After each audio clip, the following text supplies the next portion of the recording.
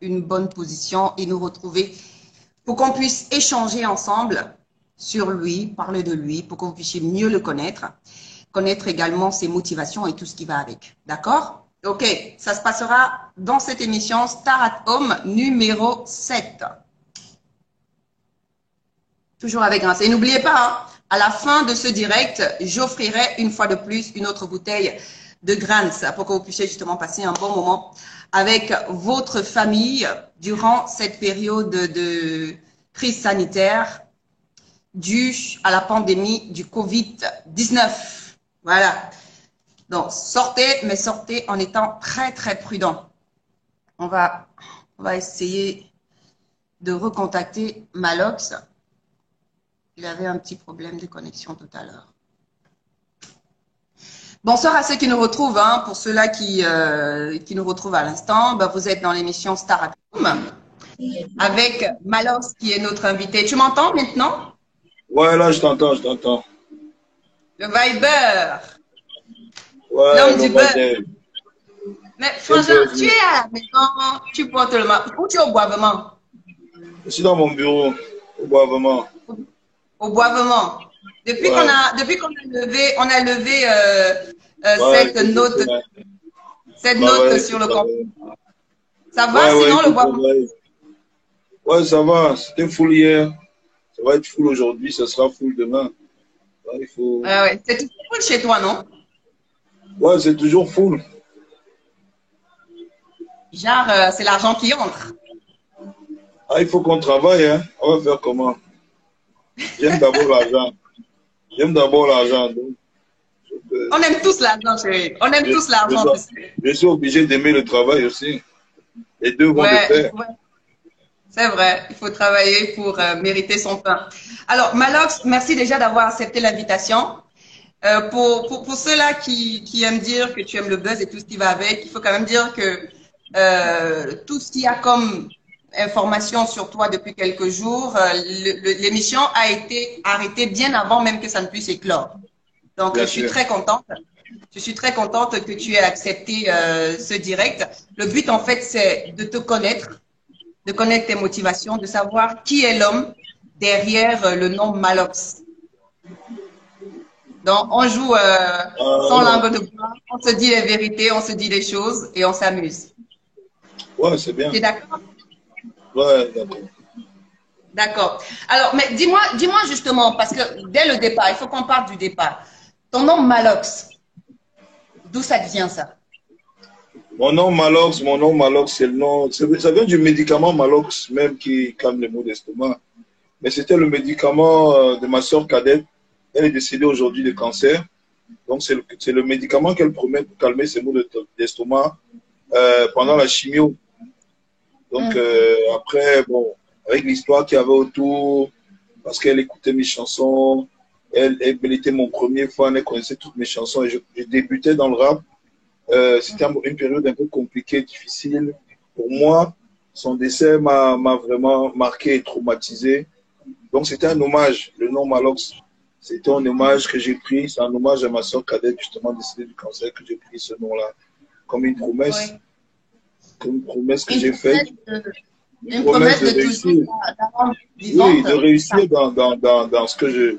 Dans la musique, dans le rap, parce qu'elle croyait en moi et il y avait personne qui souhaitait ma réussite comme elle. Mais dis-moi, tu viens d'une famille de combien d'enfants? Parle-nous un tout petit peu de ta famille, tes origines. 10 enfants, une sœur décédée, donc beaucoup de garçons, 3 filles. Donc la 4e était décédée, donc voilà. Qu'est-ce que je vais te dire pour la famille? C'est la famille, hein. La famille, c'est la famille. On va te dire quoi, c'est la famille? Ouais, la famille, c'est la famille. La famille où il y a les frères, on est toujours en compétition. Les frères, c'est la compétition. Les sœurs veulent, tu sais, quand la maman est déjà décédée, les sœurs veulent s'approprier, on va dire comment, le rôle de la mère au final. Donc voilà. Il n'y a pas grand chose à dire sur la famille, à part que je suis un peu l'analphabète de la famille. Je ne suis pas celui qui n'est pas là à l'école. Ah ouais, la tête dure aussi, celui qui fait beaucoup de boucans, qui non, celui qui... Tout le monde chez nous a du caractère. Ça, on tient ça de notre main. Tu vois, on tient ça de notre main, mais voilà, moi, je suis l'analphabète de la famille. Je suis celui qui, quand on met les diplômes et les maths sur la table, moi, je connais rien. Je dois m'éclipser. Mais tu aimes beaucoup plus l'argent. Ouais, on se débrouille, non? On ne va pas rester quand même le dernier. D'où vient ta passion pour la musique, pour le rap et tout ce qui va avec? Moi, j'ai vécu dans un quartier d'abord où les gens dansaient. Tout le monde était danseur d'abord dans le quartier. J'appelle Obili. C'était Obili. Ouais, Obili, bien massif, Boykele.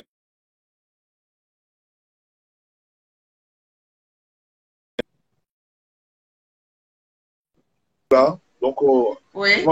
Donc, tout le monde aimait la musique d'abord. Ça, c'était un fait. Et puis, bon, le rap, moi, je l'ai découvert en particulier, je l'ai particulièrement découvert dans le bar de ma mère. Donc, ma mère avait un bar au quartier. Ouais, ma mère avait un bar au quartier. Nous, on allait là-bas souvent. Le week-end, quand elle n'était pas là. Quand elle allait en réunion. Quand elle allait à la réunion, tout ça, on allait là-bas. On allait là-bas pour jouer les DJ avec le lecteur cassette double face qu'il y avait là-bas. Donc, c'est comme ça que les amis de mon grand frère sont arrivés avec des cassettes de rap, tout ça. Et dans les cassettes, il y avait MC Solar, Ayam, Wu-Tang, Fujis, tout ça, quoi. Et c'est là où j'ai découvert le rap. Et ça m'a parlé. Ça m'a surtout parlé parce que les histoires que les rappeurs racontaient, ça ressemblait un peu à ce que je vivais au quotidien, dans la maison, dans la rue. Il faut savoir que le quartier où j'ai grandi, c'était les bars, les salles de jeu, les ciné-clubs. C'était vraiment pas un quartier fait pour qu'un enfant s'épanouisse, quoi. Il fallait batailler pour s'en sortir, en fait. Oui, il fallait batailler, surtout que la matière avait quoi? C'était les matières que tu connais là, les matières que elle était femme de ménage, on avait pris au village, qu'elle était jeune, tout ça. Son maïs l'a prise au village, elle est arrivée. Elle se battait, elle faisait tout. Donc, et du coup, pour qu'on ne soit pas de feignants, il nous impliquait dans tout ce qu'elle faisait. Et si la matière disait qu'elle fait le poisson, tu devais seulement faire le poisson. Si elle disait que ça les beignets, c'est les beignets. Et quand la matière disait qu'elle a le comptoir au marché, frère, tu vendais seulement au marché, au comptoir. Donc, c'est comme ça. Mais papa, il était où, en fait? Mon père était là. Tu sais, les pères d'avant, là, ils étaient quoi? Ils étaient un genre, frère. Ils étaient dans leur délire, là. Les pères d'avant, ils n'étaient jamais présents, vraiment, tu vois. Hein? Oui. Quel est le genre de frère que tu es, toi, Malox, par rapport à tes frères et sœurs qui sont avec toi aujourd'hui? Quel est le genre de frère que tu es? Moi, je suis le genre de frère, qu'est-ce que je peux te dire? Je suis le genre de frère qui essaye de faire de son mieux. Qui? Je suis le genre de frère qui essaye de faire de son mieux. Oui, et par rapport à ta famille. Tu sais, voilà, tu sais, moi, je vais te dire, j'essaie de faire de mon mieux parce que moi, je n'ai pas vécu vraiment à un moment donné, tu vois. À cause de ma passion pour la musique, j'étais obligé même Mon père m'a mis hors de la maison. Il ne vivait pas à la maison, tu vois. Ouais, j'ai connu le succès dehors. Ouais, oui. J'ai connu le succès dehors. Quand j'ai écrit La Bière, c'est combien ici? Je vivais dans un endroit, on appelait ça le chantier. Donc la porte était vraiment, c'était pas une porte, c'était pas vraiment une fenêtre. Mon matelas était posé à même le sol et tout ça. Donc j'avais que le matelas à même le sol avec une table, une chaise et quelques feuilles pour écrire. C'est comme ça que j'ai sorti La Bière, c'est combien ici? Donc tu imagines que... Ouais. Et tu avais une bonne équipe, hein? Justement, des amis avec toi pour... non, mais j'avais essayé de mettre des gens autour de moi, des amis, tout ça. Tout le monde, je suis du genre à impliquer tout le monde. Quand je suis avec des gens, je sous-estime le potentiel de personne. Je pense que tout le monde a quelque chose qu'il peut apporter. Et par rapport à ça, j'arrive à faire quelque chose à faire une liane solide pour pouvoir traverser la rivière. C'est de ça qu'il s'agit en fait. Et Zone de Rap arrive avec La Bière, c'est combien? Ou bien Zone de Rap arrive non, plus tard? Le label Zone de Rap, c'est un label, c'est ce que je crée, c'est mon label que je crée depuis mon tout premier album. Ça, c'est avant ça. Ça, c'est avant La Bière, c'est combien on va dire même? C'est pas de 5-6 ans avant. Hein. Donc, parce que la vérité, c'est que moi, je n'allais pas à l'école. J'ai laissé l'école tôt. Moi, je faisais du rap au quartier, tout ça, tout ça. Hein? Donc, je faisais tous les petits boulots, on était là et tout, tourner au quartier. Moi, ce qui m'a sauvé, c'est que je ne me droguais pas. Donc, du coup, moi, j'avais d'autres passions. J'étais passionné par la lecture et tout ça. Et puis, moi, je voulais savoir. Moi, j'avais ma soeur qui était décédée, tout ça. J'avais eu un choc, tout ça, par rapport à tout ce qui s'était passé par rapport à la famille. Oui. Et j'avais envie de réussir. J'avais envie d'être professionnel dans ce que je faisais, de comprendre le pourquoi du comment. Le hip-hop, ça vient d'où? Le rap, c'est quoi? Ça vient d'où? C'est parti de quoi pour devenir quoi? Donc, au début, c'est quand les cyber venaient d'arriver, tout ça, tout ça. Donc, j'ai essayé de me documenter.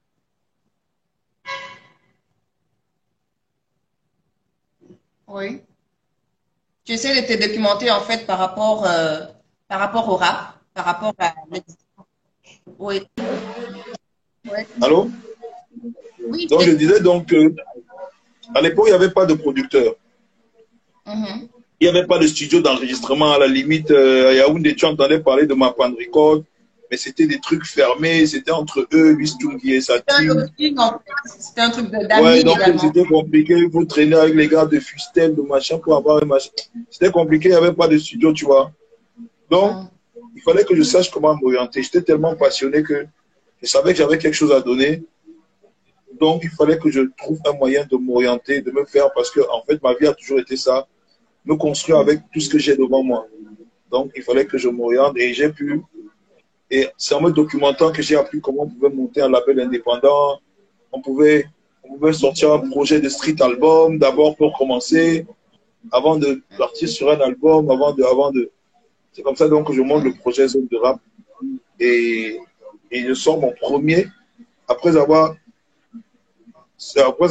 sorti un premier street album avec un groupe, mon premier groupe qui était Source Connexion. 3 ou 4 ans après, on s'est Oui. séparés. J'ai sorti mon premier album, Tranche de Vibe, sous mon label, Zone de Rap, et c'est comme ça que ça a commencé à évoluer. Donc, la Oui. team que j'ai mis autour de moi, ça faisait partie du label Zone de Rap. Oui. Mais après, vous vous êtes séparés. Est-ce que tu ne regrettes pas, en fait, le fait de t'être séparé de cette Non, team de zone de rap? je, Tu as quand même non, sorti je pas ne veux mal pas de tubes avec regretter. eux, hein. Le regret peut-être, ce serait de dire que ce n'étaient pas des artistes en fait. Il y en avait que peut-être un ou deux qui étaient des artistes, dont notamment le beatmaker et peut-être un autre. Donc c'était des artistes, tu vois. C'était pas des artistes, il y avait 2 ou 1 qui étaient des artistes. Les autres étaient plus la team, tu vois, la team au quotidien, quoi. Hein? Les Mhm. amis, les gars du quartier, tout ça, tout ça. Donc au final, Mhm. je ne peux pas avoir de regrets. Le seul regret, peut-être, ce serait de dire que voilà, les projets que moi j'avais mis sur pied en me disant, OK, d'accord, c'est comme ça que ça allait marcher. Ça n'a pas marché comme je voulais. Et je me dis que bon, on s'adapte, tu vois. On construit avec ce qu'on Mhm. est. Moi, je me suis toujours construit avec ce que j'ai.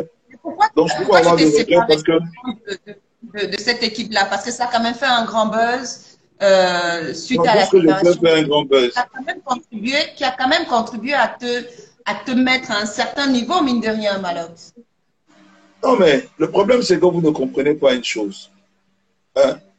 Ce n'est pas les wagons qui tirent la locomotive, c'est la locomotive qui tire les wagons. Comprends ce que je veux dire ou pas?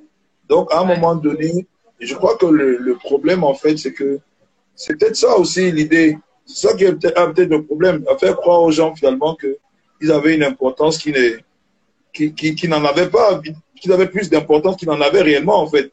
Tu vois ce que je veux dire? Je travaillais beaucoup avec le beatmaker, à la limite, tu vois.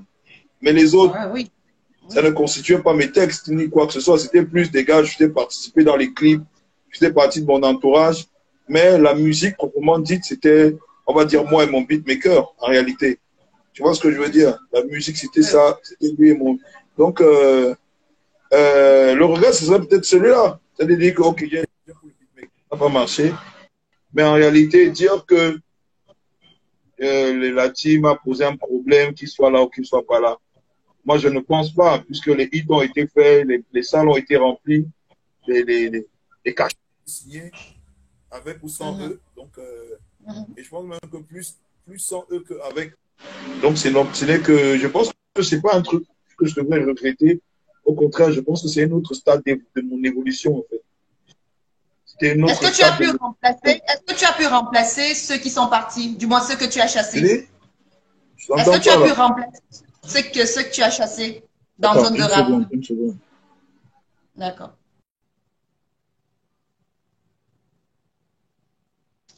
Malos qui est parti à un moment, on va le retrouver pour la suite de l'échange. Avec lui, Mr. Viber. J'espère que vous allez bien et que la soirée se passe aussi super bien parce que moi ça va. Hein. Il n'y a pas de souci, il n'y a pas de stress. Et on est avec l'un des rappeurs, j'ai envie de dire, le plus populaire et le plus influent de sa génération. Faut pas quand même qu'on crache là-dessus. C'est quand même le premier rappeur à avoir rempli la plus grosse salle de spectacle du Cameroun, qui est le Palais des Sports. Et ça, c'est à respecter. Hein. Qu'on l'aime ou qu'on l'aime pas, il faut quand même respecter la foule qui draine derrière, tout simplement. Donc, Malox le Viber, c'est notre invité ce soir. On va essayer de se reconnecter encore à lui. Bonsoir à ceux qui nous retrouvent, hein, parce qu'en même temps, il y a pas mal de personnes qui arrivent et qui repartent. Voilà. Je C'est bon, t'écoute ça là, va? c'est bon. Ouais, c'est bon. Voilà. On est sur la Ouais, même c'est longueur bon. d'onde. Hein? On est sur la même longueur d'onde là maintenant. Voilà, là on se comprend. Donc je te disais Alors, que je on disais remplace tantôt pas les gens. est-ce que tu as pu remplacer ceux qui sont partis? Non, quand tu perçois, ça dépend de comment tu perçois les choses. Tu vois ce que je veux dire, non? Mon Oui. but n'était pas de remplacer les gens, c'était de créer, passer à un nouveau stade d'évolution. C'est pas de remplacer les gens. Mon but n'était pas de remplacer qui que ce soit, c'était de passer à un nouveau stade de mon évolution. Et voilà, ce que j'ai fait, c'est prendre de nouvelles personnes qui avaient de nouvelles expériences, de nouvelles choses à m'apporter. Et j'ai construit avec ça quelque chose de nouveau. C'est comme ça qu'est née la résistance, justement. C'est après ça qu'est née la résistance. C'est après ça qu'on a fait les palais des sports et tout. C'était de nouvelles personnes qui avaient une nouvelle vision, une nouvelle expérience pour pouvoir avancer et continuer à construire. Oui. Mais il y a eu Zone de Rap, il y a eu Pato et Bangay qui est arrivé, entre autres, dans ta vie. Comment il arrive dans ta vie, Pato et Bangay, du moins dans ta carrière musicale? Le premier échange que j'avais avec Pato et Bangay. Il est toujours ton manager ou pas, en passant? Oui, oui, c'est mon manager. Le premier échange que j'ai avec lui, il doit avoir 5 ou 6 ans. Hein. C'est quand je sors la bière, c'est combien ici. Donc après, je sors la chanson Alexandre sont dans ton dos. C'est la première fois qu'on a un échange. Il m'appelle, il me dit, il a écouté, il a vu la spontanéité. J'ai un truc. S'il y a possibilité qu'on puisse bosser demain, il est là. S'il y a un truc, je l'appelle. On va essayer de travailler sur quelque chose. J'ai dit, OK, il n'y a pas de problème. Après, le temps a passé peut-être 1 an. Hein. Après 1 an, donc, c'est après, à la sortie de ça sort comme ça sort qu'on a véritablement commencé à bosser en tant qu'artiste et manager. Donc, voilà. Donc, c'était comme ça que c'est passé. Pato et Bangay, qui aujourd'hui est le directeur de Universal Afrique Centrale, Malox, qui est son artiste, Zone de Rap, qui est le label de Malox. Est-ce que tu fais partie d'Universal ou est-ce que tu ne fais pas partie d'Universal? C'est quoi, en fait, ce triangle-là? Parce que nous, on attend. Non, je ne suis pas un artiste. C'est une évidence quelque part que si Pato et Bangay, qui a tous les pouvoirs entre autres chez Universal. Non, le problème, c'est que on ne peut pas être juge et parti. C'est encore plus compliqué pour moi que pour quelqu'un qui n'a pas de lien avec Universal. Tu comprends ce que je veux dire? Pour éviter un conflit d'intérêts, il ne peut pas se mettre dans un deal entre Malox et Universal. Étant lui-même le brain ambassadeur qu'est-ce que je raconte? Le country manager de Universal Afrique, il ne peut pas se mettre dans un deal entre moi et Universal pour éviter un conflit d'intérêts. Mais Pato te représente quand même. Il ne peut pas me représenter chez Universal, c'est pas possible. Pourquoi? Si je veux avoir un deal avec Universal, je suis obligé de prendre quelqu'un d'autre qui va faire un deal avec Universal. Parce que lui, il ne peut pas être à la table. Il va vouloir, en étant le manager, on estime que le conflit d'intérêts verra du fait qu'il voudra le plus gros deal, le meilleur deal pour lui. Tu vois ce que je veux dire ou pas? Donc, c'est plus compliqué que moi. Oui, non, Mais pour moi, mais il fallait que tu pouvais dire, OK, moi, je veux aller chez Universal. Et pour ça, Patou, vu que tu ne peux pas faire un conflit d'intérêt, moi, je te mets à côté d'abord, en tant que manager et autres. Je prends une autre personne pour aller négocier. la On va question est négocier d'abord de ça. savoir si moi je veux aller chez Universal. C'est ça la question, en fait. C'est ça la Peut-être je coûte question. trop cher. Peut-être je coûte trop cher pour Universal. Ah, OK. C'est ça aussi, hein. Et Peut-être statistiquement, par qu'est-ce que rapport à tout ce qu'ils Universal, ont, moi, je coûte trop cher. Et leur proposition n'est pas peut-être bonne. J'estime. Hein? et qu'est-ce que Universal peut proposer à Malox pour que Malox puisse réfléchir ou pencher? Bah, il y a beaucoup de choses. L'argent d'abord. Hein? Bah, bien Et sûr, madame. L'argent on parle de d'abord. business. On parle de Oui, business. d'abord l'argent. Beaucoup d'argent. De un. Et de deux, certaines garanties sur l'évolution de ma carrière. Parce que moi, je suis un artiste indépendant. J'ai toujours été indépendant et je défends cette idée depuis. Cette idée de l'appel indépendant. Il faut que j'ai le sentiment que je suis libre.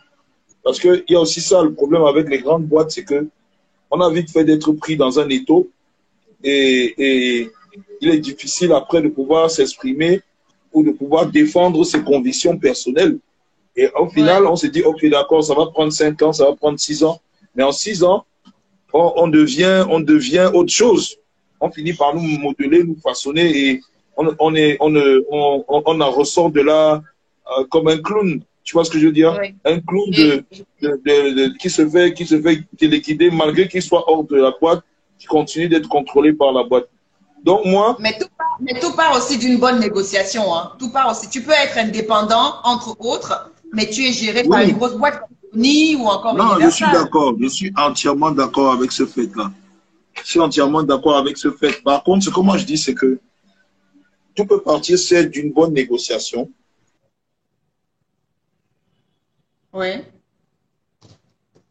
La bonne négociation, on espère justement que on pourrait avoir Malox. Oui. Mettez ce truc d'appel. C'est bon, on voit. Ça va?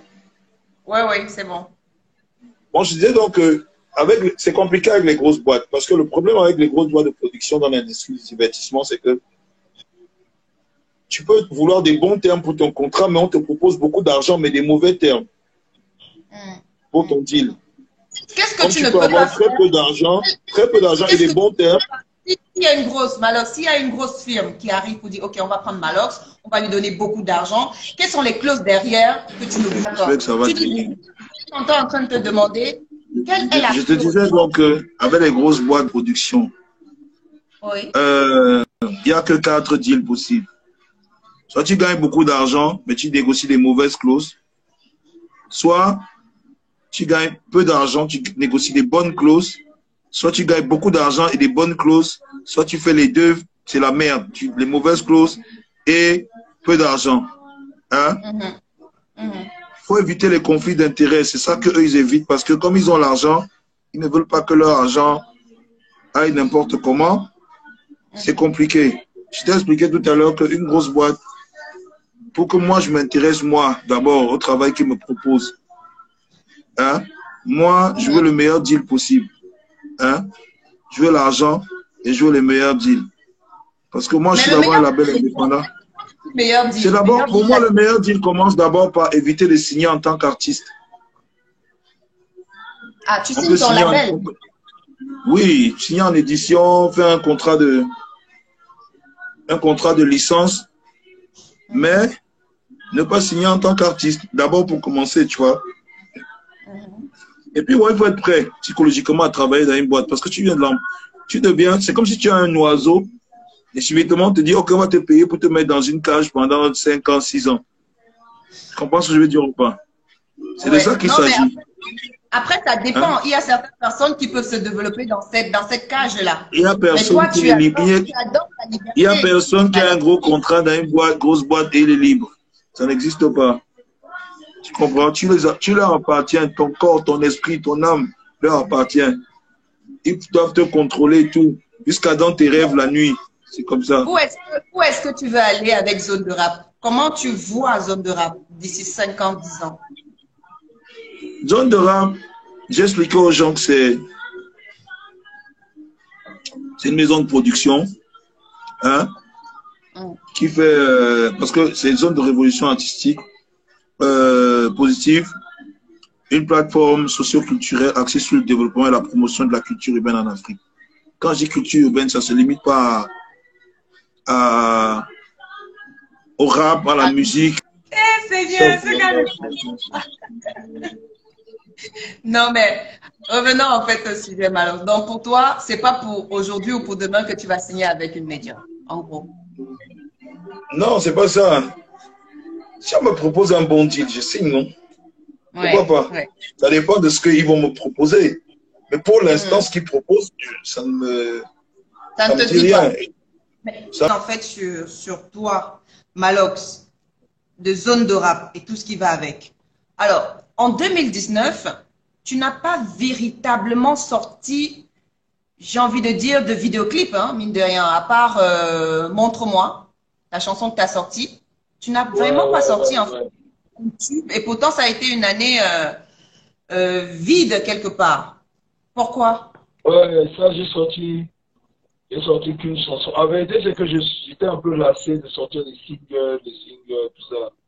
Là, je vais travailler sur un album, essayer de prendre le temps de structurer un peu mon label, structurer tout, relancer le studio.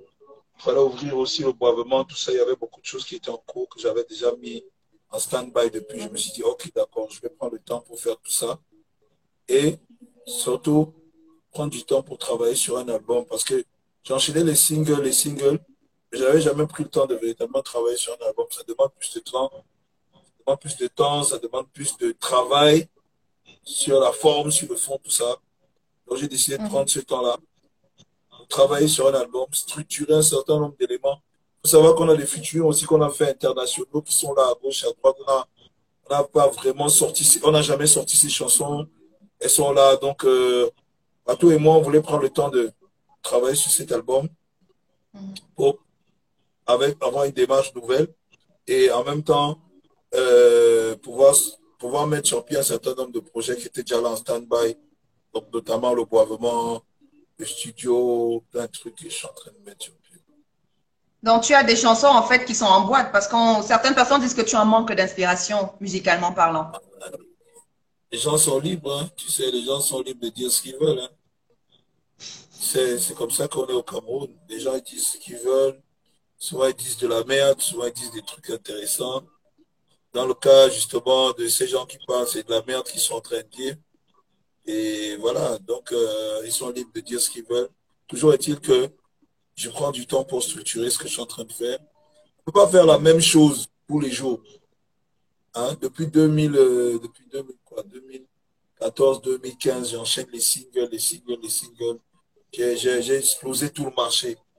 Hein? J'ai explosé tout le marché. Donc aujourd'hui, je pars sur de nouveaux trucs, une nouvelle vision, une nouvelle organisation des idées. Et ça me prend plus de temps, mais je vais arriver de manière différente. Maintenant, je suis en train de travailler de manière différente. Tu sais, au début, c'était la course aux millions de vues. On voulait être connu à l'international, on l'a fait. Les millions de vues, on les a fait. Les grosses salles, on les a remplies. Donc aujourd'hui, la démarche est différente. Je veux avoir une autre démarche pour pouvoir franchir un autre cap. C'est pour ça que j'ai un peu mis des trucs en stand-by. De toute façon, ma carrière ne souffre de rien. J'ai la chance que tous les singles que j'ai mis dehors sont des classiques. Ce pas des chansons qui se démodent, des chansons qui meurent. C'est des hits qui sont de manière sans prétention, un peu intemporelle chaque année. Alors, on parlait justement, tu disais tantôt que tu vas sortir un album bientôt. Ouais, on va travailler, on est en train de travailler dessus.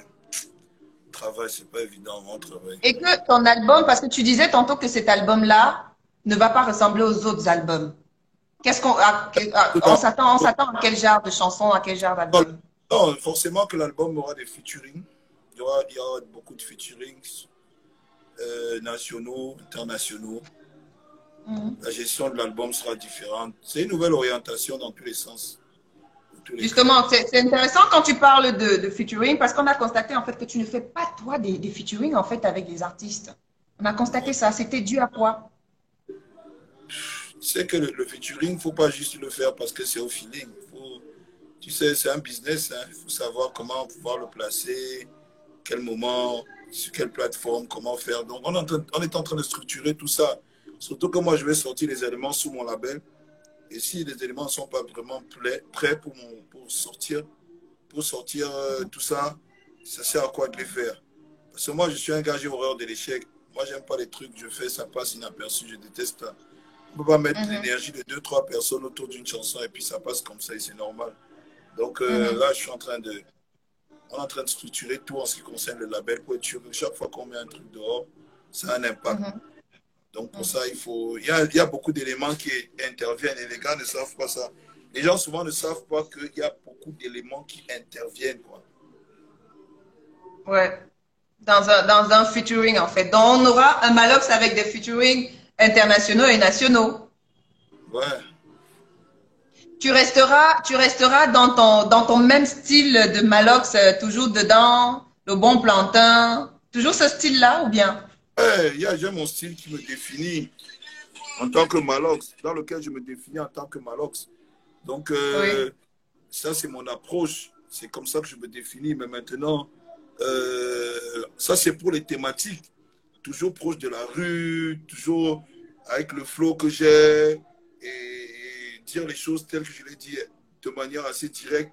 Donc, ce sera toujours ça, mais c'est maintenant le management de tout ça qui sera différent.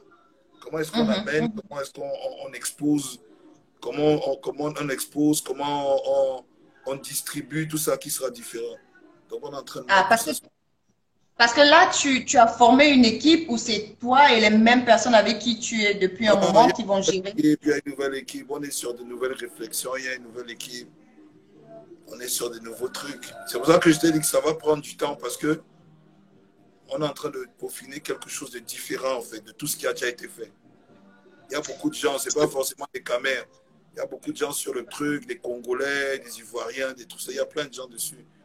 Donc on est en train Tu me permets justement de renchérir sur un propos qui, à un moment donné, ça a tiré en fait, ça a tiré un tout petit peu de partout, du moins de ton côté, par rapport à cette histoire de MH, c'est quoi là, MHD, le chanteur MHD pour moi.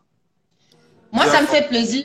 Non, non, ça me fait plaisir que tu puisses parler comme ça au jour d'aujourd'hui, Malox, parce que beaucoup de personnes nous ont mis en conflit et j'ai pas compris le pourquoi. Moi, ce que j'étais en train de... Tu t'es mis en conflit toi-même. Non, écoute. Tu as fait une sortie. Je peux terminer? Je ne pouvais pas. Est-ce que je peux terminer? Est-ce que je peux terminer? Je vois, il y a ta chute. Non, tu vois déjà ma chute, mais c'est ça justement, si tu vois ma chute, c'est tant mieux. Je suis très heureuse que tu puisses dire que tu vas essayer d'avoir une bonne équipe. Tu vas essayer d'avoir une bonne équipe qui va accompagner ton album. Parce que ce que moi j'avais dit, et je crois que j'ai fait un seul post à propos, j'avais dit ceci. Ça ne sert à rien de se mettre tout le temps sur Internet. Tu n'as pas dit les choses comme ça. Mais si, j'avais dit ceci, Malox. Ça ne sert à rien aux artistes de se mettre sur Internet et de crier en long et en large qu'ils sont des stars, qu'ils sont des meilleurs. Ce qu'il faut justement qu'ils puissent faire, c'est de se bâtir une carrière. Et c'est ce que tu es en train de faire aujourd'hui. Encore sur l'idée, la pensée. Je vais te dire, maintenant, il y a l'approche. Tu comprends ce que je veux dire? Parce que si tu arrives, tu vas expliquer cette idée en racaille. On va te répondre en racaille. Tu comprends ce que je veux dire ou pas? Parce que tu as une idée dans le fond. Mais maintenant, la forme, on parle de la forme, l'approche que tu as utilisée. Comment tu as voulu exprimer ça? Moi, c'est mon domaine de définition. Exprimer les choses en racaille. Tu comprends ce que je veux dire? Si toi, tu viens maintenant, tu fais la racaille, tu vas exprimer ton idée, on comprend que ton idée est claire, mais maintenant, on te répond dans la même approche, dans le même ordre d'idée, la même approche que tu as employée pour pouvoir exposer ton idée.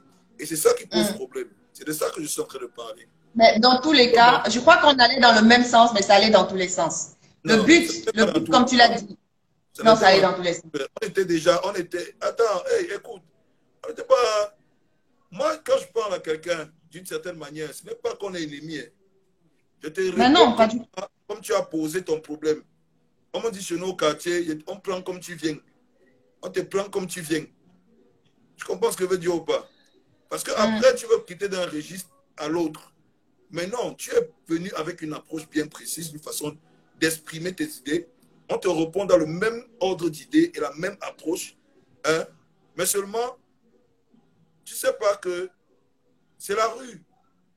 La page de Malox. Mais la rue, on ne met pas la rue partout. La rue, on ne met pas la rue partout. On ne met pas la rue partout. Écoute. On ne met pas la rue partout, le Viber. Toi, tu es une personne de médias. Tu as une approche qui t'est propre. Moi, je suis un artiste. J'ai aussi une approche qui m'est propre, qui me définit en tant qu'artiste.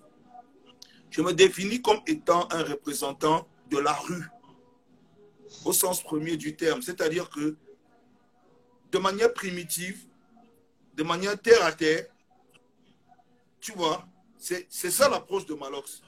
Je dis les choses comme on les dirait, comme dirait un gars qui n'a pas fréquenté. Tu vois ce que je veux dire ou pas? C'est ça l'approche de Malox, la réalité de Malox. Hein? Ça ne veut pas dire que ça, c'est ce que tu montres aux gens. Après, ça, c'est ce que tu montres aux gens. Ce n'est pas qu'ils ne pensent pas, mais ils pensent de manière différente. Votre problème à vous, c'est que vous croyez que vous pouvez enfermer les gens dans un canal, un canevas. Ce n'est pas ça le problème. Nous, l'artiste, c'est la liberté. L'artiste décide de dire, ok, moi, je suis le gars qui joue l'amoureux. Même s'il n'est pas amoureux, il va être amoureux dans toutes ses chansons. Tu comprends ce que je veux dire ou pas? Et un artiste comme Loco va se définir comme le gars qui fait toujours des chansons un peu love. Tu vois ce que je veux dire? Même quand il attaque certaines thématiques, il arrive avec une certaine violence, il y a une certaine politesse, une certaine finesse. Hein? Moi, c'est différent. Bah, dans tous les cas, comme je te l'ai dit, Malox, comme je te l'ai dit, et ça me définit en tant que comme je te l'ai dit, Malox, comme je te l'ai dit, je suis contente aujourd'hui. Tu ne peux pas me gagner dans ma chose. Non, je ne peux même pas. Je ne peux même pas te gagner dans ta chose. Voilà donc ce qui s'est passé. Tu es donc entré dans ma chose et tu voulais me gagner dans ma chose. Non, pas du tout. J'ai dit ceci et je le répète encore. Les artistes musiciens comme tout artiste, non. Les artistes musiciens comme tout artiste doivent se créer une carrière. La carrière, ce n'est pas de se placer sur les réseaux et de crier partout « Je suis de la rue, je suis le king ». Non. Au jour d'aujourd'hui, Malox, au jour d'aujourd'hui, tu dis que... Et de mieux réfléchir, c'est quoi. Moi, je te dis, si on revient là-dessus... Non, éteignez vos télés et allumez vos cerveaux. Éteignez vos télés et allumez vos cerveaux. Pour dire quoi, Malox? Pour dire quoi? Parce que laisse-moi t'exprimer ce que je veux dire. Pour dire quoi? C'est-à-dire que ça ne sert à rien de brailler partout. Pourquoi on a utilisé MHD pour Puma? Mais j'ai dit ceci. Utilisez votre cerveau. Créez-vous une carrière pour arriver en sorte que Puma puisse vous prendre pour faire le tour de l'Afrique. Tu n'as pas saisi le cœur du problème. On ne demandait pas que pourquoi on a choisi MHD. On disait qu'on ne doit pas choisir MHD. C'était deux choses différentes. On n'en était plus à se poser la question de savoir si oui ou non on devait choisir MHD. La question était de dire qu'on ne doit pas d'abord choisir MHD. C'était un fait. Ce n'était pas une question. Hein? Mais je suis d'accord avec ça. Hein? Je suis d'accord avec ça. On n'était pas dans une discussion au niveau des arguments. C'est pour ça que je suis en train de dire ceci. Bon, tu sais, on va laisser ça comme ça. C'est passé même déjà. Le but, c'est que c'est passé. Et qu'aujourd'hui, tu as compris qu'il faut que tu te fasses une carrière. C'est moi l'invité, tu me laisses finir. Et c'est moi qui pose les questions. Voilà, tu as fini de poser tes questions, laisse-moi donc raisonner. Je te disais donc que ce que tu as dit, j'avais le droit de mal le prendre ou pas. Parce que même sur la forme, ça prête à confusion. Hein? Et justement, j'ai décidé de le prendre comme je voulais, hein, pour pouvoir défendre mes idées. C'est de ça qu'il s'agit, en fait. Hein? Ouais. La question n'était plus de savoir si c'est MHD ou pas. C'était que ce que tu as dit, il fallait que je décide de le prendre soit bien ou soit mal. J'ai décidé de mal le prendre. C'est d'abord un choix personnel. J'ai décidé que je le prends d'abord mal parce que tu prends tout mal. Vie, hein? Désolé, on ne peut pas dire que je prends tout mal. Comment est-ce que quelqu'un peut survivre en prenant tout mal? C'est impossible. Hein? Donc, en ce qui concerne... Comme tu dis, tu as pris dans la rue et tu as fait la rue avec. Oui, j'ai fait la rue avec et au final, ça a donné ce que ça a donné. Hein? Si on revient là-dessus aujourd'hui, je ne sais même pas pourquoi on parle. Non, mais en fait, c'était pour dire justement... Toujours est-il que c'est bien qu'à la fin, vous ayez tous admis que j'avais raison. Ça, c'est bien. Déjà. Ah non, pour moi, c'était pas une histoire, quelqu'un a raison et quelqu'un n'a pas raison. Pour moi, c'était même pas ça. Parce que tous, on milite pour le Cameroun. On milite pour l'Afrique. D'accord? On était déjà sur cette base-là. C'est pas une histoire que tu avais raison. Bon, Pour moi, tu n'avais même pas raison. Tu vois, là où je ne suis pas d'accord avec toi, c'est qu'on ne milite pas tous Non. au Cameroun. Tu peux militer. On ne va pas rester sur ce même sujet, alors. On a déjà parlé il y a longtemps. Hein? Faites-vous une carrière musicale respectée. Et c'est ce que tu es en train de faire aujourd'hui avec ton album qui est en train d'arriver. C'est pour ça que je te dis encore, Malox, je suis contente que tu puisses dire que tu as des ambitions grandioses pour cet album qui arrive. Et j'ai hâte que cet album arrive, justement. D'accord? Et bizarrement, ça me permet justement de tomber sur une autre question comme quoi, monsieur, apparemment, tu es un grand du buzz, Malox. Ouais. Tu aimes nager sur le buzz. Est-ce que c'est une stratégie pour toi d'exister, mine de rien? Parce que en 2019, tu n'as pas véritablement sorti en tant que tel un vidéogramme, tu as une seule chanson, mais c'est Malox qu'on entendait partout.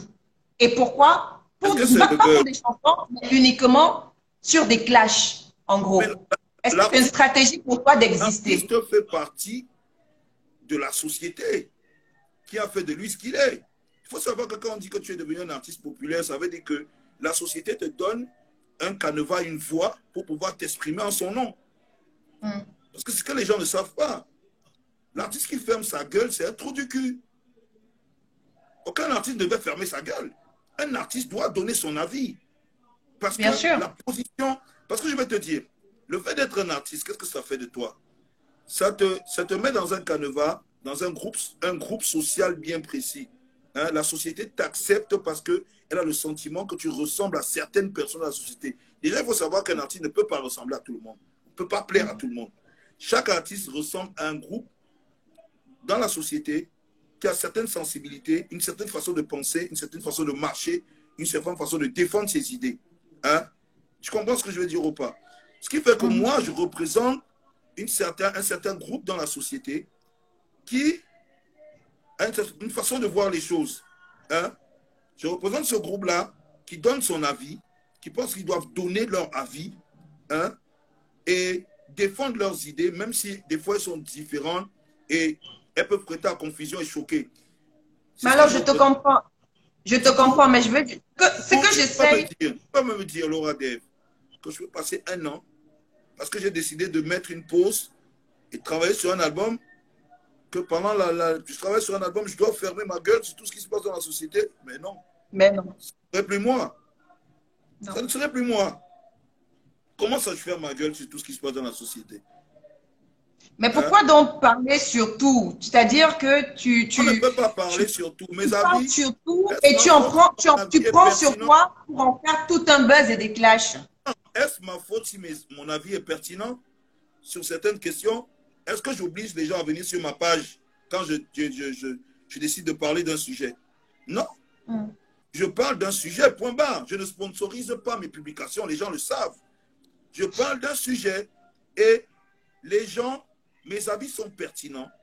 Les gens ont envie de débattre et de comprendre, d'aller au fond de mes idées. Ils veulent que j'aille au fond de mes idées. Et le pire, c'est que quand je vais au fond de mes idées, j'intéresse tout le monde. C'est comme ça que je suis. Qu'est-ce que tu veux? Le but n'est pas de déclencher un buzz. Hein? Le but n'est pas de déclencher un buzz. Quand je te Mais ça finit toujours par un buzz et un clash. C'est dommage parce que la guerre est inhérente à l'existence de l'homme. Mon prof m'a dit ça à l'école. Mon prof de philo disait que la guerre est inhérente à l'existence de l'homme. L'homme doit faire la guerre pour vivre. Hein? Je crois que tu as sur la question, tu as lu Prévert sur la question. L'homme c'est la guerre. Hein? Tu comprends ce que je veux dire ou pas? Vous croyez qu'un homme peut vivre en paix sans toutefois anticiper la guerre?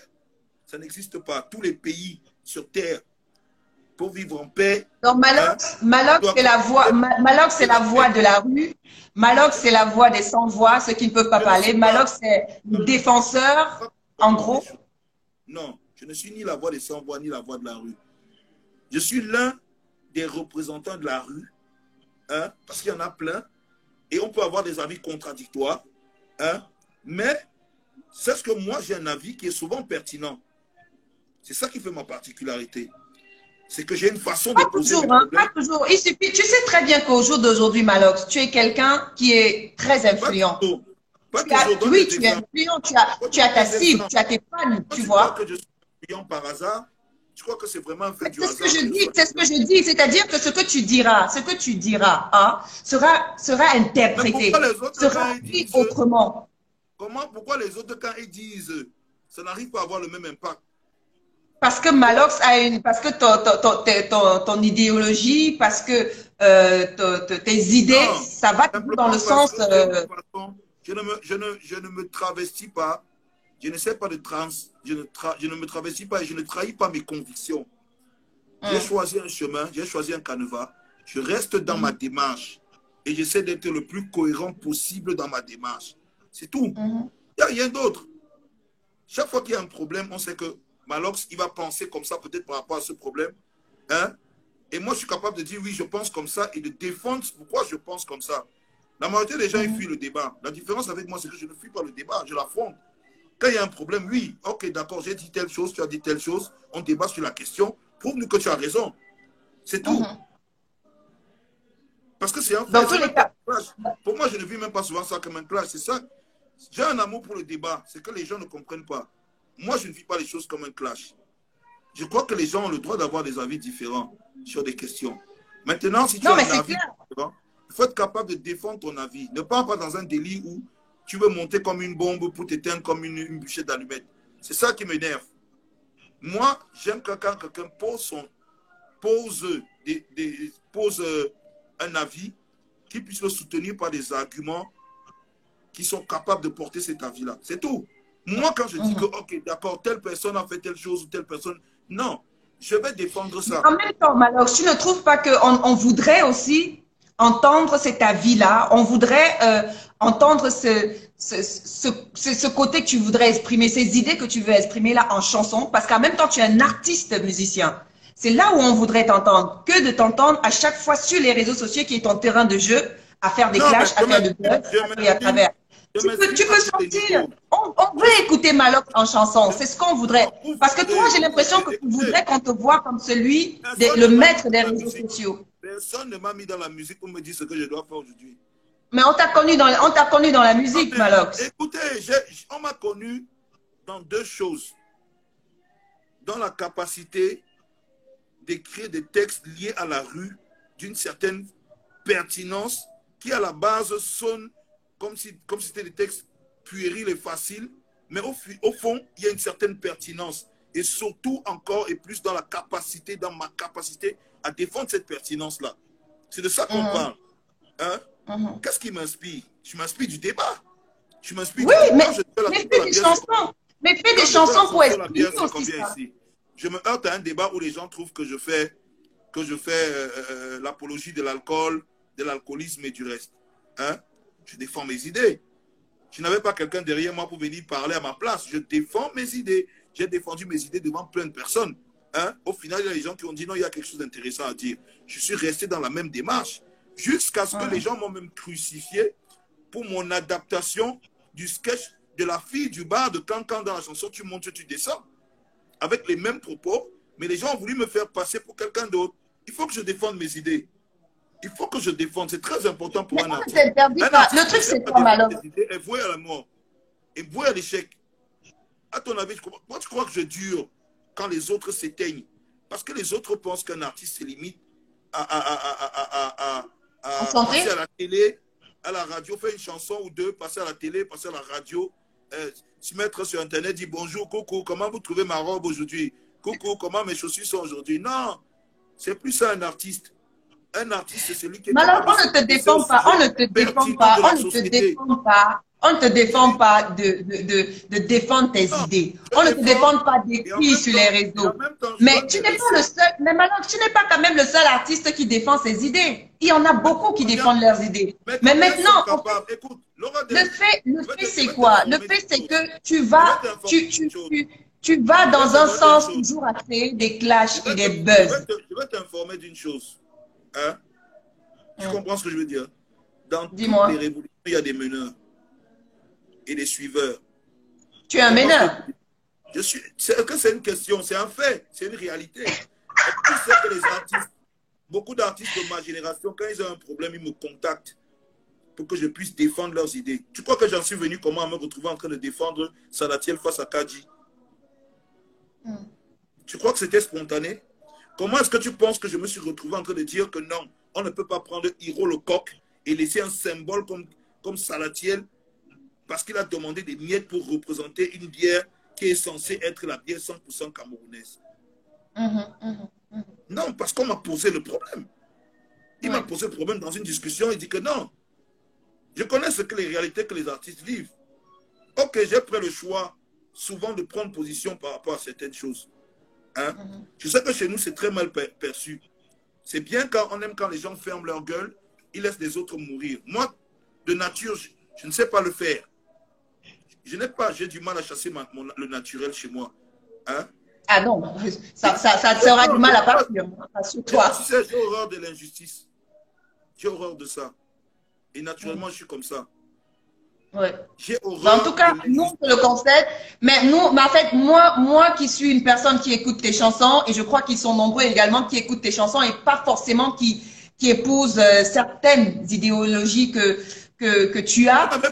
Il faudrait quand même que tu mettes, il faudrait non seulement que tu prennes les réseaux sociaux, que tu prennes les réseaux sociaux en otage, en faisant des clashs ou en faisant des buzz. On voudrait aussi écouter ces messages-là dans tes chansons, Malox. On voudrait écouter justement cette haine-là que tu dis. Laura Dev, quel message voudrais-tu écouter, par exemple? Non, mais je prends un exemple, hein. Comme tu parles de Salatiel et la marque de boisson qui ne veut pas lui donner son argent. Quand tu parles, je sais pas quoi. Là dans la chanson Les Sorciers. Mais les sorciers, ça englobe tout. Non, ça n'englobe pas tout. Écoute, tu sais, moi, je suis un artiste qui décide de prendre certains éléments, hein, qui souvent sont plongés dans l'obscurité parce que les gens refusent de regarder ces choses en face et je les mets en lumière. C'est comme ça que je suis. Si, je ne peux pas, je t'ai dit que je suis resté fidèle à moi-même, à mes idées, à mon idéologie et à mon concept. C'est pour ça que ce que je fais sonne vrai, contrairement aux autres. D'accord. Donc, maintenant, on pourrait dire qu'aujourd'hui... C'est pour ça... Tu dis? Tu m'entends? Je dis que c'est pour ça Voilà, que ça sonne vrai. Hein? Oui, oui. Moi, je t'entends. Hein? La connexion, c'est pas possible. Non, mais on t'entend, Malox. On t'entend, on Tu m'entends t'entend. ou pas? Ben oui, on t'entend. Donc, tu es en train de dire, ça rame un peu. Moi, je te vois pas bien, ça rame. Ah ben, moi, je te vois et pourtant. Moi, je te vois. Là, on n'est pas bon, là. Hein? Mais tu es super. Nous, on te voit très bien ici. Hein? D'accord. On le voyait super bien. Vous le voyez bien ou pas? Oui, ça va, on te voit, on n'a pas de problème. On n'a pas de problème, moi, ça va, on te voit bien. Hein?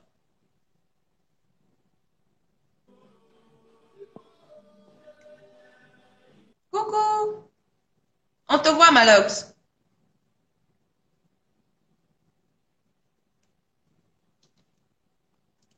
Mais là, c'est parti chez lui. Hein. Oh là là, mais on le voyait super bien en plus. Mais vous le voyez, non?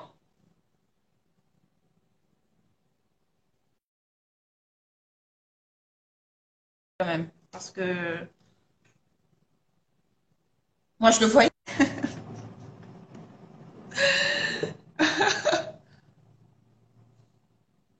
Ah, quand même, hein, mine de rien, on en fait des directs là. Waouh! On va essayer de voir s'il a relancé.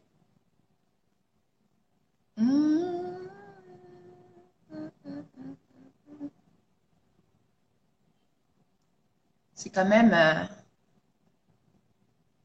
la voix des sans-voix. Hein. Comme il ne veut pas, il n'accepte pas qu'il ait la voix des sans-voix. Il n'accepte pas. Il garde la ruche. Il est intéressant. Il est intéressant, le Viber. Il est intéressant. Il garde ses convictions. Mais c'est Et, important. Hein? non, mais c'est important justement de garder ses convictions de l'homme de la rue, de l'homme de la racaille, celui-là qui a le droit et qui exprime ses Je idées. dis dans mes chansons. Je ne fais que défendre Ouais. ceux qui sont dans mes chansons. C'est pour ça que ça allait si cohérent. Je ne me travestis pas, je suis moi. Je me définis comme ce que je suis, je l'accepte pleinement. Je le défends, je le revendique même à la limite. Ce qui fait que les gens ont le sentiment que le gars est cohérent. Parce que c'est ça l'important. Le plus difficile avec les gens, c'est de rester cohérent. Tu sais pourquoi les gens, les autres, quand ils parlent, on a l'impression que ce n'est pas porteur. Ce n'est pas porteur parce qu'on a le sentiment qu'ils ne sont pas cohérents envers eux-mêmes. Ils font une chose et ils prêchent le contraire. Moi, ce n'est pas le cas. Quand tu parles, je vois quelqu'un qui... Je fais même une erreur, je le reconnais. Malox. J'ai reconnu plusieurs fois publiquement que je me suis trompé. Bien sûr. Moi, il y avait le problème de l'argent des Camerounais et tout et tout. Je me suis trompé sur certaines choses. J'ai dû revenir là-dessus. Et j'expliquais aux gens qu'au début, notre erreur, c'est qu'on croyait que le plus important, c'était les têtes d'affiche. Être des têtes d'affiche, même si on nous payait mal. On nous avait menti. C'était faux. Mais tu avais fait, mais tu as râlé, tu as fait ton buzz et tout ce qui va avec, ton clash comme tu adores le faire et on a augmenté ton cachet, non, je crois. C'était Orange. Je défendais des convictions, je ne clashais pas. Je défendais des convictions. Il y avait des arguments qu'il fallait mettre par terre et je devais mettre ces arguments. Maintenant, la façon. Mais on a augmenté ton cachet, toi. On a augmenté ton cachet, toi. On n'a pas augmenté pour les autres. De tout le monde. Les autres ne le diront pas parce que ça fait partie d'eux. C'est comme ça que c'est leur approche. Mais on a augmenté le cachet de tout le monde. Et ce que tu ne sais pas, c'est que le premier jour où j'arrive pour défendre ces histoires de cachet, hein, on double devant moi mon cachet et on décide que bon, ok, on a doublé ton cachet, laisse tomber, ça va, laisse les autres. Je refuse. Je vais te dire la vérité. Moi, j'ai refusé 10 millions. J'ai refusé. Il y en a eu combien? 20? C'était 20 bâtons? J'ai refusé 10 millions si on n'augmentait pas pour tout le monde. Et j'avais déjà mis ma barre à 20. Et on t'a donné 20 bâtons. Et on t'avait donné 20 bâtons. C'est quoi? Je vais te donner un exemple. Je demande, c'est une question. On t'avait donné 20 bâtons finalement. Orange. C'est bizarre. Moi cette question, je l'entends et ça me surprend que mais les gens sont tellement bêtes. Ici, là, des fois, c'est amusant. Voilà Orange qui donne 20 millions chaque semaine à un gagnant, non? Au hasard, non? Vous croyez qu'il... Mais est-ce que finalement, parce que là, je ne comprends pas, finalement, on t'avait donné les 20 bâtons ou pas? Mais on me les a donnés. D'accord. Et je crois que je suis encore, jusqu'aujourd'hui, je pense que j'étais même sous-payé. Écoute, le boivement, le snack que j'ai, c'est plus de 70 millions de capital. Ce n'est pas le jeu. 20 millions, c'est quoi? Je t'explique, non. L'argent d'un concert. C'est l'argent d'un concert. Je te donne un exemple. Il faut qu'on arrête de prendre les gens pour les imbéciles, surtout les artistes. Une multinationale est en train de donner 20 millions à des anonymes chaque semaine. Ah, c'est peu même d'ailleurs. Ils n'ont rien fait, à part répondre à 2-3 SMS vite fait. Hein? On leur donne 20 millions. Hein? Et ce n'est pas que c'est le bluff, hein? On leur donne vraiment 20 millions. Tu vas marcher, tu vas voir des banderoles, des bus partout avec ça. Et tu penses qu'un artiste dont on a exploité la musique toute l'année, hein, il ne mérite pas 20 millions? Hein, il mérite 20 millions.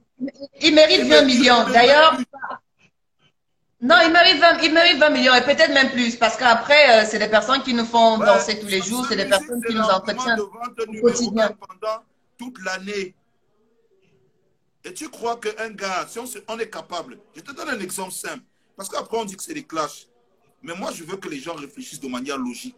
Si une multinationale est capable de donner 20 millions chaque semaine à un anonyme qui n'a rien fait du tout, tu penses qu'un artiste dont on s'est servi de sa musique comme argument de vente premier pour les multinationales... Non, mais ils donnent même en plus. On a vu des étrangers qu'ils ont invités, ils ont donné plus, 80 millions même en plus. Parce que chez nous, on croit on croit au charlatanisme. C'est notre problème. On croit que c'est en fonctionnant comme des charlatans qu'on va pouvoir évoluer. Hein? Faut qu'on arrête. Je voudrais enchérir sur autre chose. Je voudrais enchérir sur autre chose, Malox. Vu que toi, tu défends tes idées, toi, tu défends l'injustice, entre autres, l'affaire qui bat son plein actuellement, de Petit Fally, je crois. Là, Ouais. c'est encore une forme d'injustice que tu as voulu prendre en main pour pouvoir donner à César ce qui est à César. J'ai tout dit dans mon direct, Laura Dev, j'ai tout dit dans mon direct. J'ai expliqué que je n'étais même pas au courant de son histoire. Je me suis levé, j'ai fait un don à un petit, c'était bon, c'est terminé. Je ne savais même pas comment il s'appelle. Je ne voulais même pas savoir. J'ai été piqué, j'ai voulu faire un truc pour lui, j'ai contacté la famille, j'ai donné. Il y a des gens qui sont venus vers moi, je les ai envoyés vers la famille, ils sont allés discrètement faire des dons. Hein? Je reste chez moi, il y a quelqu'un qui m'appelle, il commence à me menacer au téléphone. Comme tu entends là. Il me menace au téléphone. Je regarde, je serre les pieds, il dit non, ça va. Le soir, à 20h, 21h, le mec, il fait un direct dans lequel il m'insulte copieusement, il me menace. Et il dit aux gens qu'il m'a appelé pour me poser certaines questions. Il m'a appelé à mon numéro que je ne lui ai jamais donné pour me poser certaines questions. Et moi, je l'ai insulté. Il a l'enregistrement de l'audio, mais il ne peut pas diffuser parce que je suis très mal éduqué. Je dis, mais c'est pas possible. Le soir, je suis en direct avec Essaka, on me pose la question, je dis, mais moi, j'ai vu comme tout le monde sur Internet, un gars qui allait faire un placement produit en utilisant, en faisant une association d'images avec le petit pour faire le truc. Mais on se rend compte que le petit a un problème. Est-ce qu'il est bien géré? Est-ce qu'il est bien payé par rapport à son association d'images et tout le reste? Mon frère, le lendemain, la famille du petit m'appelle. Ils me disent, gars, ça ne va pas. Ils sont en train de subir le chantage. Il y a un gars qui prend des dons d'argent partout et dit que machin et tout. Je dis, mais c'est là où je m'intéresse. Je m'intéresse à l'histoire du petit et c'est une histoire de fou. Le petit brille comme ça, là, les parents, c'est un petit qui a une déficience mentale, hein, en plus, et tu te rends compte, tu sais, en tant que parent, tu sais ce que c'est que de vivre avec un enfant. Imagine un enfant qui a un problème mental, un handicap mental comme celui-là. Hein. Les parents sont là et ils sont en train de subir le chantage d'un gars qui leur dit qu'on va leur confier, ils vont leur confier l'enfant, lui confier à lui l'enfant pour monter un business sur le dos de l'enfant. Mais est-ce que Steve a dit qu'il voulait qu'on lui confie l'enfant? Parce qu'il est arrivé sur le terrain, et il y avait déjà quelqu'un qui encadrait déjà l'enfant.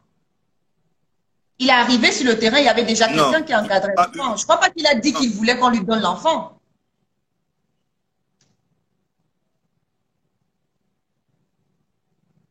On l'a perdu là encore. Oui, oui, on t'entend. C'est ce que j'ai dit encore aux gens.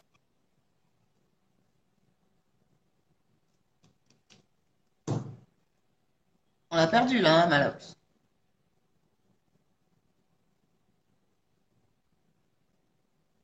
Est-ce que vous me voyez? Est-ce que vous... Ah, là, on t'a retrouvé. Ça vient, ça part. Hein.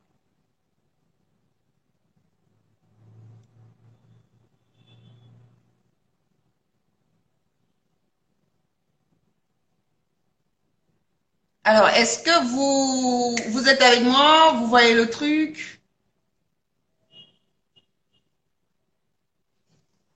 Est-ce que vous nous voyez? Parce que là, j'ai l'impression qu'on l'a perdu à un moment donné. Je vais...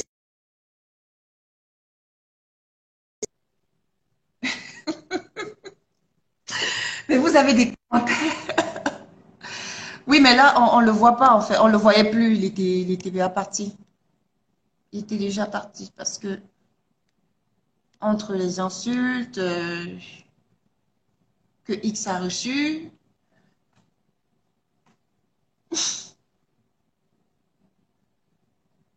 ah voilà, elle dit que c'est de son côté en fait. C'est de son côté le souci.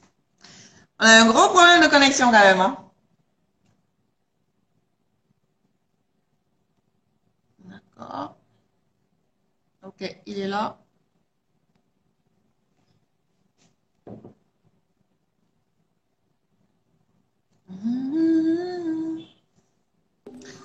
On va essayer de... Voilà, on est revenu.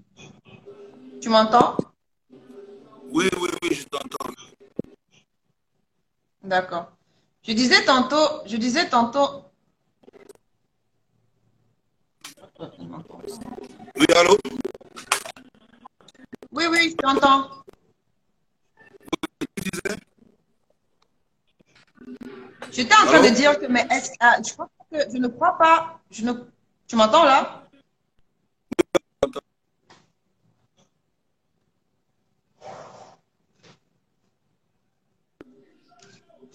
Je suis pas sûre. Le réseau, le problème c'est le réseau, dis-donc. Oui, je t'entends, je t'entends. Voilà, là, je t'entends mieux. Ouais, tu disais quoi? J'étais en train de dire, hein, parce que tu dis que il est parti et il a dit qu'on lui donne l'enfant, mais je ne crois pas, d'après ce que Steve a dit dans ses directs, hein, à aucun moment, en fait, il a dit qu'il voulait qu'on lui donne l'enfant. Est-ce qu'il a dit à un moment donné qu'il voulait qu'on lui donne Il a l'enfant pour dit qu'il beaucoup. s'occupe de Écoutez, l'enfant? il a dit beaucoup de choses. Il a dit beaucoup de choses. Il a dit que j'ai appelé le père de l'enfant au village pour lui raconter une histoire, machin, machin. J'ai fait parler ces gens dans mon direct. Il a demandé au père de venir avec son enfant à Yaoundé, lui laisser l'enfant et se rentrer chez lui. Tu Non, sais, moi, attends. je vais te dire, Ah bon? c'est incroyable, c'est une histoire de dingue, c'est une histoire de fou. Comment tu peux demander à un parent qui a un enfant qui a une déficience mentale, dont il s'occupe depuis plus de 10 ans, de venir à Yaoundé te laisser cet enfant et partir chez lui? Il veut que l'enfant reste, tu veux que l'enfant reste avec toi. Comment ça? Comment ça Mais, s'explique? mais en gros, Malox, en gros, c'est quoi ton problème dans toute cette cacophonie? C'est Mon quoi ton problème, problème c'est dans qu'il toute n'y a cette pas de histoire? cacophonie. Il n'y a aucune cacophonie. À quel moment tu parles de cacophonie? Mon problème, Parce que c'est que ça va dans tous les sens. Ton problème, en le fait, c'est parent lequel m'appelle sur ce exactement? base. Non, ça ne va pas dans tous les sens. C'est moi qui rentre dans l'histoire d'une manière brusque. Je t'explique le truc. Le parent m'appelle parce qu'il en a marre du chantage. Son problème à lui, c'est que les choses passent par lui. Il ne veut pas d'intermédiaire. Et que toute chose qui ça arrive, c'est lui qui donne l'autorisation pour qu'on puisse faire ou telle chose, ou mener telle ou telle action pour son enfant. Hein? Le parent a le droit d'avoir le droit, il a un droit de regard le plus gros, le regard le plus légitime qui soit sur son enfant. Hein? On parle d'un enfant qui n'est pas orphelin. Il a C'est un évident. père, il a une mère. Il vit sous un toit. Hein? Quand je vois ce petit, il n'a pas l'air mal nourri. Il n'a pas l'air chétif, il n'a pas l'air... Tu vois ce que je veux dire ou Mais pas? il a besoin d'éducation. Il a besoin Non, d'une écoutez, non, rééducation, en fait. il faut qu'on soit clair. Le petit est pauvre. On ne dit pas non. Ils sont pauvres. C'est une famille, ils sont vraiment pauvres. Ils vivent au village. Mais le petit est sous un toit. Le petit a son père et sa mère. Hein? Qui s'occupent de lui, qui savent comment il fonctionne. Parce qu'un enfant qui a une déficience mentale a une façon de réagir ou d'agir de manière différente. Contrairement aux enfants qui sont, on va dire, normaux, entre guillemets, tu vois. Le parent va avoir un droit de regard sur tout ce qui se passe en ce qui concerne son fils. Hein? Mais le problème, c'est que Steve a son idée de business bien arrêtée dans la tête. Hein? Tu comprends ce que je veux dire? Il a une idée arrêtée en ce qui concerne l'enfant. Je vais prendre l'enfant, je vais faire de lui. Le parent ne perçoit pas ça comme ça. Mais est-ce que, non, est-ce que le parent veut aussi que son enfant puisse être Les parents quelqu'un? veulent le bien de leur enfant, mais le parent veut que quand on dit que on va faire comme ça, c'est lui qui te donne l'aval. C'est pas toi qui dis aux parents comment tu vas gérer son enfant. Tu comprends ce que je veux dire ou pas? Maintenant que tu te retrouves dans des directs où il dit que le parent c'est un soulard, faire des procès d'intention. Non, attention. Le papa, il gère son enfant. C'est son enfant. Malox, dis-moi. Malox, dis-moi. Au jour d'aujourd'hui, il est quand même, on ne peut pas quand même cracher sur ce que Stifa a déjà eu à réaliser dans cette activité. Écoute. Non, s'il vient, s'il dit que, ok, il peut prendre l'enfant en charge, ça veut dire qu'il peut quand même quelque part le faire. Il a un enfant? Je sais pas. A-t-il déjà parlé de sa vie privée? Vit-il avec une femme? A-t-il Ça, un je sais enfant? pas. Hein? Ça, je sais pas. Écoute. Je suis d'accord qu'il a donné du riz aux gens. Je suis d'accord qu'il prenne un vieillard ils mettent chez lui et tout ça. Mais on parle d'un enfant. Un enfant, c'est autre chose. Et depuis être un enfant qui est malade, c'est une autre chose, c'est doublement compliqué. Hein? Je suis désolé, tu es maman. Tu ne peux pas confier ton enfant n'importe comment à n'importe qui, même s'il a les plus grandes intentions du monde. Si ce n'était que ça veut dire que tous les charlatans qui viendraient dire « Ouais, j'ai fait telle chose dans mon enfant », tu lui donnerais ton enfant. Il faut savoir que cette mère a un cœur. Ce père que vous voyez là, lui aussi, il a un cœur qui bat dans sa poitrine. Ce n'est pas un animal, ce n'est pas un morceau de fer. Hein? C'est sûr. Quand il dort, il a aussi peur pour son enfant qu'il a mis au monde. Et doublement peur parce qu'aujourd'hui, son enfant est en proie au regard du monde. Ouais. Les gens s'intéressent à son enfant et il ne sait pas quoi faire. Il faut qu'il ait une certaine forme de recul pour pouvoir prendre les décisions sur son enfant. Hein? Aujourd'hui, le père ne demande pas de la lune. Il demande un droit de regard. C'est tout ce qui se fait. Ce n'est que normal. Donc, le papa, vu que tu es en contact avec le papa veut un droit de regard. Dans quel sens exactement? Qu'est-ce qu'il veut, le père? Tout ce qui se fait en ce qui concerne son enfant. Il ne faut pas qu'on vienne donner les habits, qu'on vienne donner machin et tout et tout. Et c'est quelqu'un qui garde ça chez lui. Même l'argent, quelqu'un garde ça chez lui, on ne sait pas comment. Il n'a aucun contrôle sur ce qui se fait. Il n'a aucun contrôle. C'est dommage. Hein? Non, le père voudrait que s'il y a des dons, qu'on vienne lui donner des dons à lui, au père de l'enfant. Mais est-ce que le père de l'enfant a aussi les capacités de pouvoir développer entre autres ou donner une certaine réputation à son fils? La question que tu poses, c'est comme si je te demandais si tu as la capacité de gérer tes enfants. Non, ce que je veux dire, ce que je veux faire comprendre, c'est qu'il faudrait quand même quelqu'un pour orienter le père. Ce que je veux comprendre, ce que j'essaie de dire, c'est qu'il faudrait quelqu'un pour orienter le papa. Parce que si le papa te dit que lui, il veut. Écoute, c'est un papa, même s'il y a n'importe qui peut orienter le papa, ce n'est pas le chantage qu'on fait à ce papa. Tu comprends? C'est une doléance. C'est son enfant. C'est une doléance que tu soumets à ce père. Hein? Et laisse-moi te dire que ce n'est pas la force. Hein? Tu peux vouloir du bien d'un enfant, mais pour réaliser ce que tu réalises, ça te prend 5 ans, 6 ans, 10 ans. Hein? Parce qu'il faut aller doucement avec les gens. Ce n'est pas la machette au cou. Hein? Ce n'est pas avec le couteau au cou qu'on va leur demander de faire ce qu'il faut pour leur enfant. C'est à ça. Et c'est justement ce qui conduit à cette situation. Parce que les parents ont l'impression qu'on leur met le couteau au cou. Hein? Ils apprennent les choses sur les réseaux sociaux, mais ils ne connaissent rien. Ils ne voient rien. Ouais. Ils ne savent pas comment défendre ça. On ne peut pas dire qu'un papa qui vit avec son gosse, qui a un problème, qui est malade depuis que l'enfant est né jusqu'à machin, on va lui dire qu'aujourd'hui, plus de 10 ans plus tard, est-ce qu'il a les capacités de gérer son enfant? Mais non. On ne peut pas dire ça. Arrêtons de faire les procès de son au jour d'aujourd'hui, on a ce buzz qui va de partout. Est-ce que tu crois que si toi, étant donné que tu peux être le meneur, comme tu dis que tu es meneur, on te dit, OK, le papa dit, Malox, gère mon fils, gère tout ce qu'il y a à gérer, tu le feras toi. Je vais te dire, tout le monde gère à un niveau. Tu comprends ce que je veux dire? Sans que le papa ne me demande rien. Les gens sont venus pour me demander de l'argent pour donner aux petits. Je leur ai envoyé là-bas dans la famille. Et ils sont venus à Bafoussam me remettre de l'argent. Je ne me suis revendiqué de rien. Je ne me suis revendiqué de rien. Et le papa l'a reconnu dans la vidéo. Que les gens sont venus en disant, quand on a vu le don de Malox, on est venu, il nous a dit, viens comme ça, allez comme ça à Bafoussam remettre. Hein? Vous croyez que... Quelqu'un m'a dit que si le papa mange l'argent de son enfant, mais est-ce que ce n'est pas la folie, ça? Qui doit manger l'argent de son enfant? C'est lui. Donc, c'est quelqu'un d'autre qui doit... Donc, si aujourd'hui, comme Eto est venu aujourd'hui faire le don, donc c'est à quelqu'un d'autre qu'on devait remettre le don pour qu'il donne au papa. Ce n'est pas la mendicité en même temps. Ce n'est pas la mendicité. Laura Dev, je l'ai dit aux gens, et je l'ai dit dans mon direct, je suis très d'accord avec Steve Fa qu'il ait fait des dons, qu'il ait fait des bonnes actions. On n'est pas en train de remettre ces actions en cause. On est en train de dire que le processus ou le procédé, hein, ça frise le mépris, ça frise l'arrogance, ça frise même l'inconscience. Parce que te mettre aujourd'hui et dire aux gens à la télé que j'enlève mes mains sur cet enfant, tu n'as pas le destin de cet enfant en main. Si Dieu a posé la main sur cet enfant pour qu'il devienne ce qu'il est, tu ne penses pas que c'est en toi, en disant que tu laves ta main sur cet enfant et en disant partout, je ne lui donne même pas 5 francs sur les dons que j'ai reçus et je vais le saboter, que toi, tu pourras freiner la vie de cet enfant. Parce que là, c'est une démarche maintenant pour freiner la vie de cet enfant.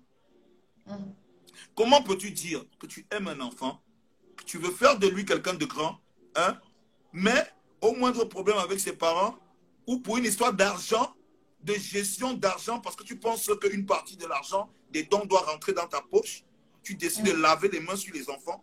Moi, j'ai posé une question simple. C'était une façon de dire qu'il quitte derrière les problèmes, qu'il quitte derrière ces accusations. Non. Et je vais te dire, quand tu décides de prendre un enfant, tu deviens son parent. C'est ce qu'il voulait faire, devenir le parent de cet enfant. Toi, en tant que parent, hein, et toi qui as été enfant, hein, combien de fois tes parents ont eu raison de pouvoir laver les mains sur toi? Avec toutes les conneries qu'on faisait, boire le vin, faire les trucs et tout. Combien de fois ils n'ont pas lavé les mains? Combien de fois ils n'ont pas lavé les mains? Hein? Quel est ce parent? Quel est ce type qui dit qu'il faut qu'on lui donne un enfant, mais à moins de problème d'argent, il dit qu'il quitte derrière les problèmes, il lave ses mains. L'enfant est devenu un problème parce qu'il n'y a pas d'argent. Parce qu'il n'y a pas d'argent. Donc tu veux que Steve reste tu voudrais que Steve reste en fait dans cette lutte d'accompagnement de cet enfant? Il doit accompagner cet enfant. Si Dieu a voulu qu'il se retrouve devant cet enfant, c'est son devoir d'accompagner cet enfant. Mais par contre, ce qu'il doit oublier, il doit enlever dans sa tête, c'est qu'il le fait pour de l'argent.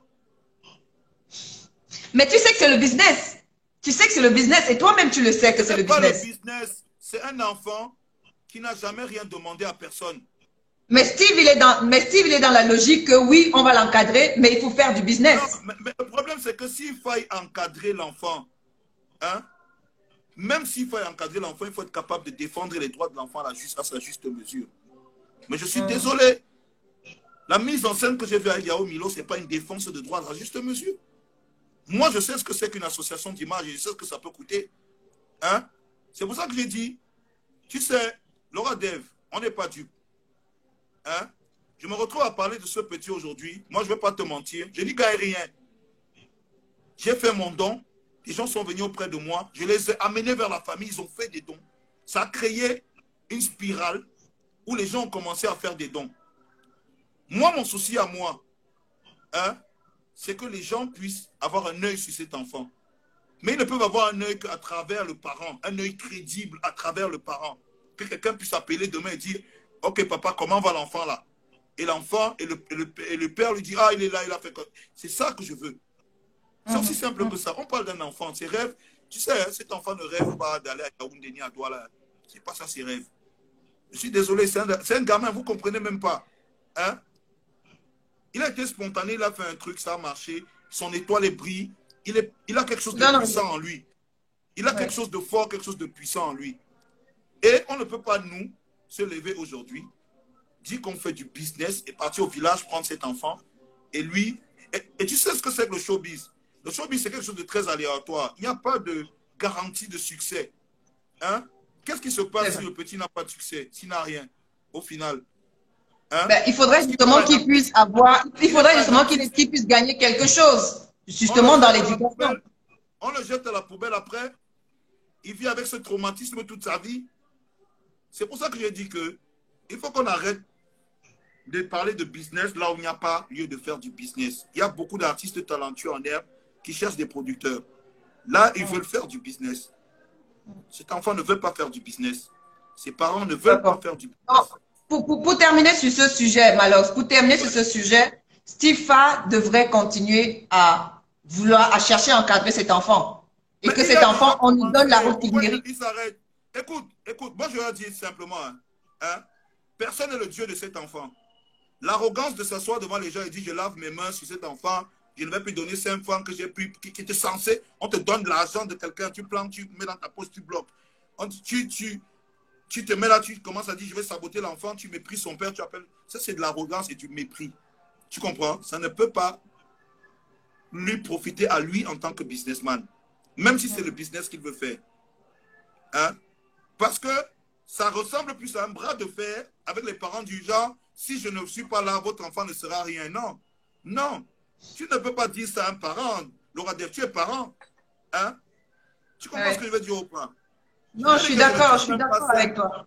Je ne veux même pas Mais je savoir crois si on a que, l'argent. que ce soit Stifa, que ce soit toi, à un moment donné, oui, d'accord, arrêtons de faire du business parce que c'est un enfant, parce qu'à un moment donné, je crois que ce serait mieux que vous vous mettiez ensemble, parce que vous êtes les deux à être allés là-bas, que vous vous mettiez ensemble et que vous puissiez apporter quelque chose de bien à cet Laura enfant-là. Dave, je ne suis jamais allé là-bas. Oui, mais quand je dis que tu es allé là-bas, c'est comme si tu as envoyé un don là-bas. Ça veut dire J'ai que tu fait es un parti don là-bas. à influencer les gens. Tu comprends ce que je veux dire ou pas? Hein? Et Mm. le but de ma démarche, ce n'était pas d'aller au village là-bas gérer la vie de l'enfant. Le but de ma démarche, c'était que toute personne qui se sent touchée et piquée par cet enfant, qui veut faire un don, qui veut le faire participer à un projet, qu'il aille au village, voir ses parents ou qu'il les contacte. Hein? J'ai mis le moyen de les contacter et les gens l'ont fait. Maintenant, ce que moi je dis, hein, c'est que ce que vous défendez, c'est autre chose. Vous voulez prendre l'enfant, l'adopter, pas parce que vous êtes piqué, mais parce que vous voulez l'utiliser. Ça, c'est autre chose. On ne peut pas prendre un enfant adopté pour l'utiliser. C'est ce que c'est ce que j'essaie de faire comprendre aux gens. Un enfant n'est pas un objet. Soit tu aimes cet enfant, tu as un sentiment particulier pour lui, hein, tu l'adoptes et tu prends des risques. Soit tu veux l'utiliser et tu passes par ces personnes, les personnes indiquées qui sont ses parents pour prendre soin de lui. Tu comprends ce que En je veux tout dire ou cas, pas? non, mais On essaie de moi, faire je la part comprends des très choses. bien. Moi, ce que moi, je souhaiterais, c'est C'est ça. d'abord que cet enfant-là puisse avoir une éducation. C'est d'abord ça. Il faut qu'il soit rééduqué Le parce père qu'il a quand même demande un l'éducation. retard. Le père, c'est ce qu'il demande. La mère, c'est ce qu'il demande. Hein? Les autres, ils veulent faire de lui une star. Ils veulent marcher et tout et tout. Mais qu'est-ce qui garantit dans le showbiz? Rien. Hein? Et la preuve, ils ont essayé plusieurs fois avec d'autres gens, ça n'a pas marché. C'est pas parce que sur Ça me TikTok, permet de renchérir. Ça me permet de renchérir, Malox. Qu'est-ce que tu penses justement de la fabrication des stars, à l'occurrence Nyangolo du Sud ou bien Grand Barak? ça fonctionne comme ça partout, non? Aux Qu'est-ce que tu penses États-Unis, justement même de quand cette il y a un buzz, fabrication-là? on fait de la récupération. Il y a des producteurs qui viennent, il y a des machins, on essaie de développer, en faire quelque chose. On essaie d'en faire une marchandise. Tu comprends? Ça fonctionne comme ça partout. Moi, je ne sais pas pourquoi les gens me sont même choqués. Ce n'est que logique. Et c'est bien parce que ce qui est bien, c'est que Steve a bien compris ça. Mais maintenant, le cas du petit, c'est un cas particulier. Il y a une certaine complexité dans ce cas-là dont il faut tenir compte. Hein? Parce que, tu vas voir, il a essayé plusieurs fois avec d'autres personnes. Grand Pécano, machin et tout, ça n'a pas donné. Comme vous te dites qu'il n'y a pas de garantie dans le showbiz. On peut essayer 1, 2, 3, 4, 5, 6 personnes, 10 personnes, la 10e personne, ça donne. Tu comprends ce que je veux dire, non? Mais maintenant, quand on parle d'un gamin, et de plus être un gamin qui est malade, c'est délicat. Il faut faire attention, il n'est pas orphelin, il a ses parents. Il a ses parents. Comme je te dis, de deux choses l'une. Soit tu aimes cet enfant, tu veux l'adopter pour faire un parcours de vie avec cet enfant, soit tu veux l'utiliser comme le business. Et c'est ce qu'il a dit. Il veut l'utiliser pour le business. Mais mon frère, il y a des règles. Il y a des règles. Ne demande pas à un parent de venir te donner son enfant. Non. Toi, Laura Def, tu ne peux pas le faire. Non, mais parce que cet enfant est malade que ses parents ne l'aiment pas. C'est faux. C'est pas parce que ses parents sont pauvres qu'ils ne l'aiment pas. On ne peut pas tout acheter avec l'argent. Malox, toi particulièrement, est-ce que toi, puisque tu as une structure de production et tout ce qui et tout ce qui va avec, est-ce que tu prendrais quelqu'un dans ce sens-là, dans ce registre-là, et propulser? Dans la musique n'est pas de prendre les gens qui font le buzz pour les placer aux yeux du monde.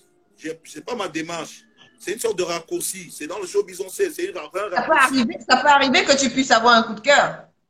Non, écoute, on ne se comprend pas.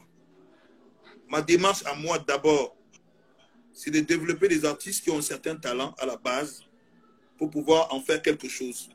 Hein? C'est le plan que moi j'ai. Hein? Chacun a son plan. Il y a ceux qui ont le plan de dire, je vais prendre celui qui fait le buzz, je cause avec lui, je lui fais des trucs. C'est comme ça. Il y a des maisons de production qui ne signent que les artistes qui marchent déjà. C'est dans le cas d'Universal. Ils ne signent que les artistes qui marchent. Hein? Ils ne veulent pas, ils ne font pas du développement. Tu vois ce que je veux dire ou pas? Donc, chacun a sa démarche et chacun gère en fonction de ce qu'il peut maîtriser. Moi, je sais que je peux prendre facilement quelqu'un de l'ombre qui a un certain talent et que je peux gérer parce que le talent peut être lié à sa moralité qui colle avec la mienne. On peut organiser quelque chose.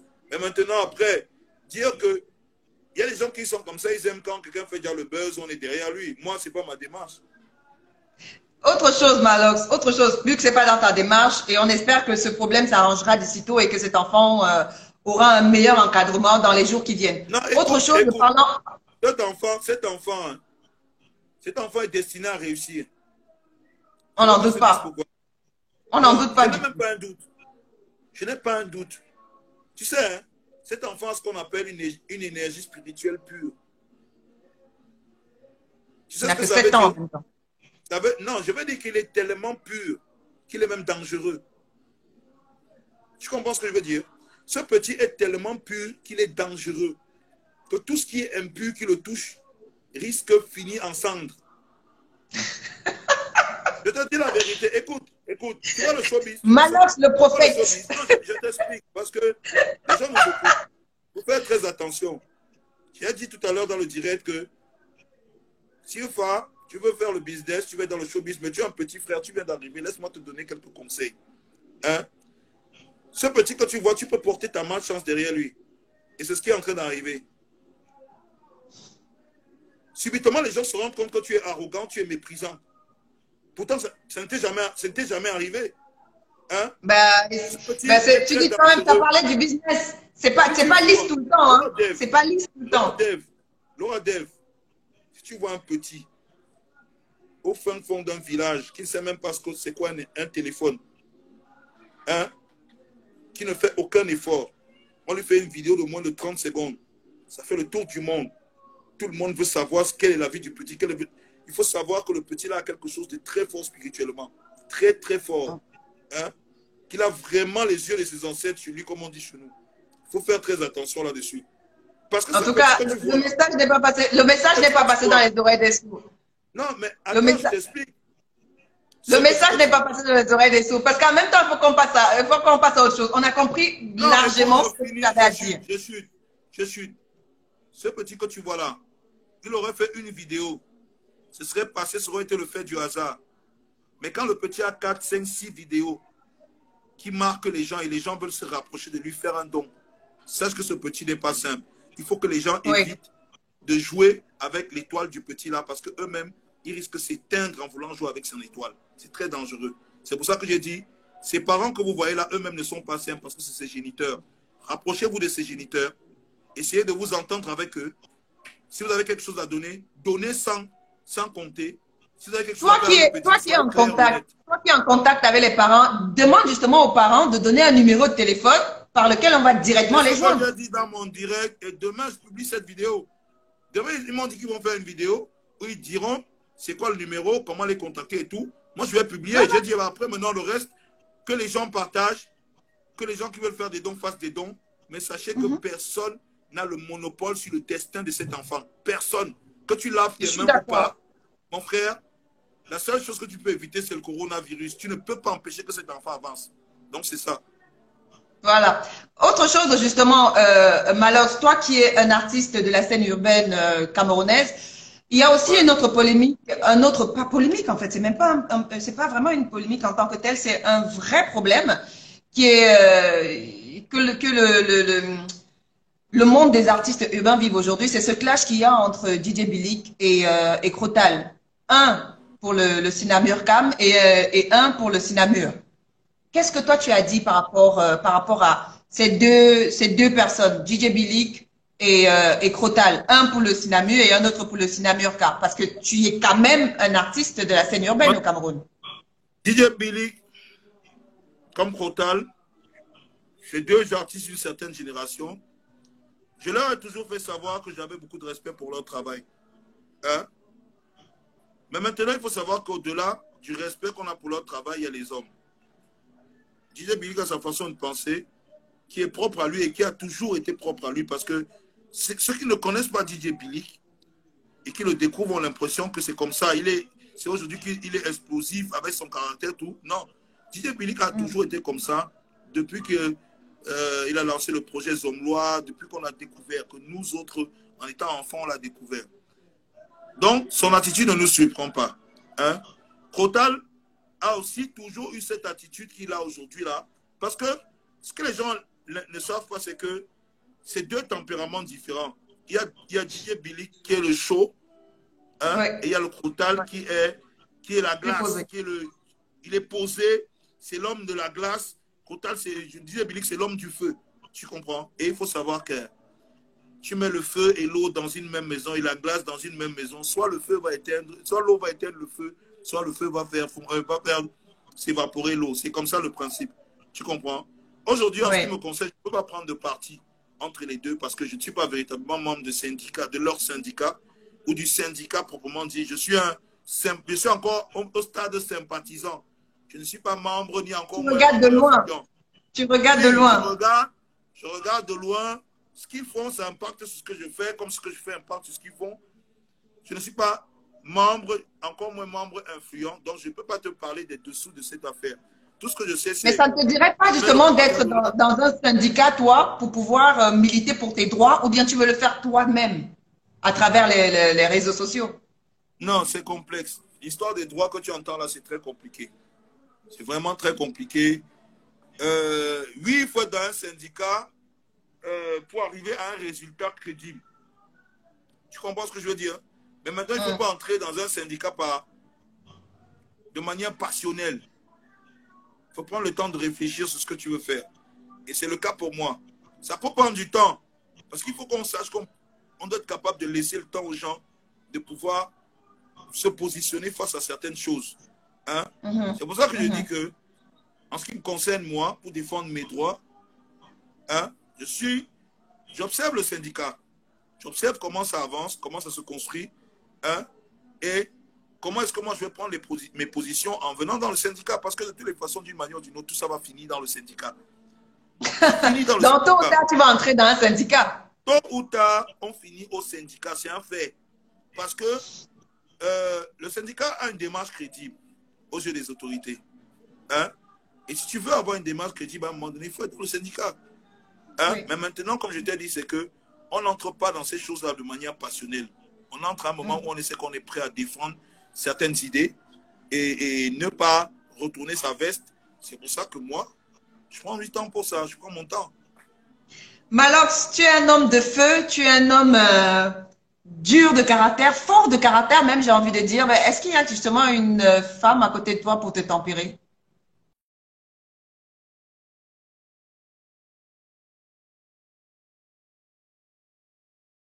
Cher Malox, j'espère qu'il va... Tu nous entends là? Hein? Tu dis? Coucou. Je t'entends. Je t'entends. Tu es avec nous? Oui, je suis avec toi, je t'entends là. Tu es avec moi là? C'est bon? Oui, je t'entends, Laura Dev, je t'entends. Oui, je disais tantôt que tu es quelqu'un de... Tu as un tempérament très fort, tu es l'homme de la rue, comme j'aime bien le dire. Mais est-ce qu'il y a justement quelqu'un... Est-ce qu'il y a une femme pour te canaliser? Et je disais moi aussi tantôt qu'un homme qui n'a pas une femme à côté de lui, un homme normal a un problème. Du moins un homme qui se sent homme, quoi. Hein? Je ne veux faire de procès à personne, mais moi j'ai une femme à côté de moi. C'est très important pour moi. Elle est comment ta femme? Pardon? Elle est comment ta femme? Elle est comme moi, dure de caractère. Oula! Ça va dire que c'est le clash à la maison tout le temps, hein? Non. Au contraire, on s'entend parce que on se comprend de manière spontanée. C'est plus facile. Ça fait combien de temps vous êtes ensemble? C'est pas que les contraires s'attirent, mais je vais te dire, les couples les plus crédibles, c'est ceux qui sont capables de créer une certaine fusion de manière spontanée. C'est pour ça qu'on parle de couple fusionnel. Hein? La femme du chef bandit, c'est la femme la plus fidèle du monde. Parce qu'elle connaît son mari la connaît. Hein? C'est le meilleur couple. Dans les films, le meilleur couple, c'est le couple là, c'est le chef bandit et sa femme. Tout le monde le sait. Hein?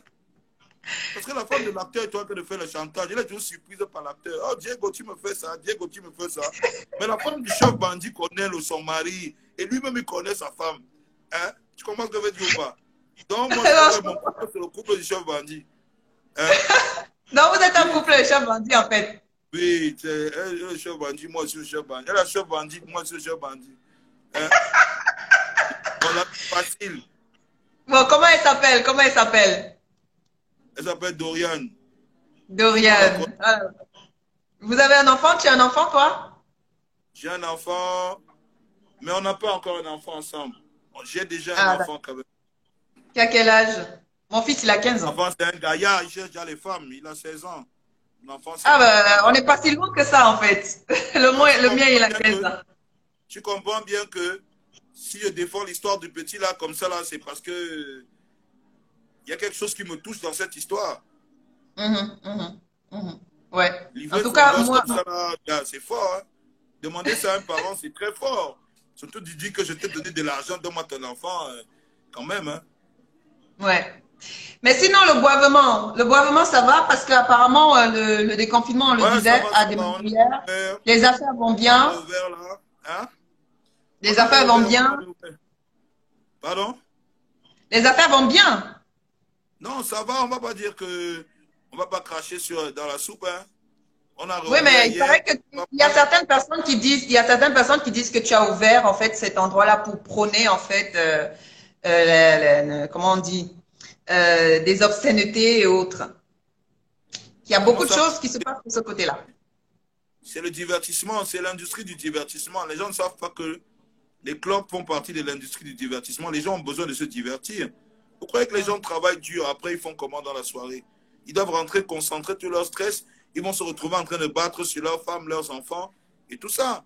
Les gens ont besoin de se divertir. Qu'est-ce que les gens appellent...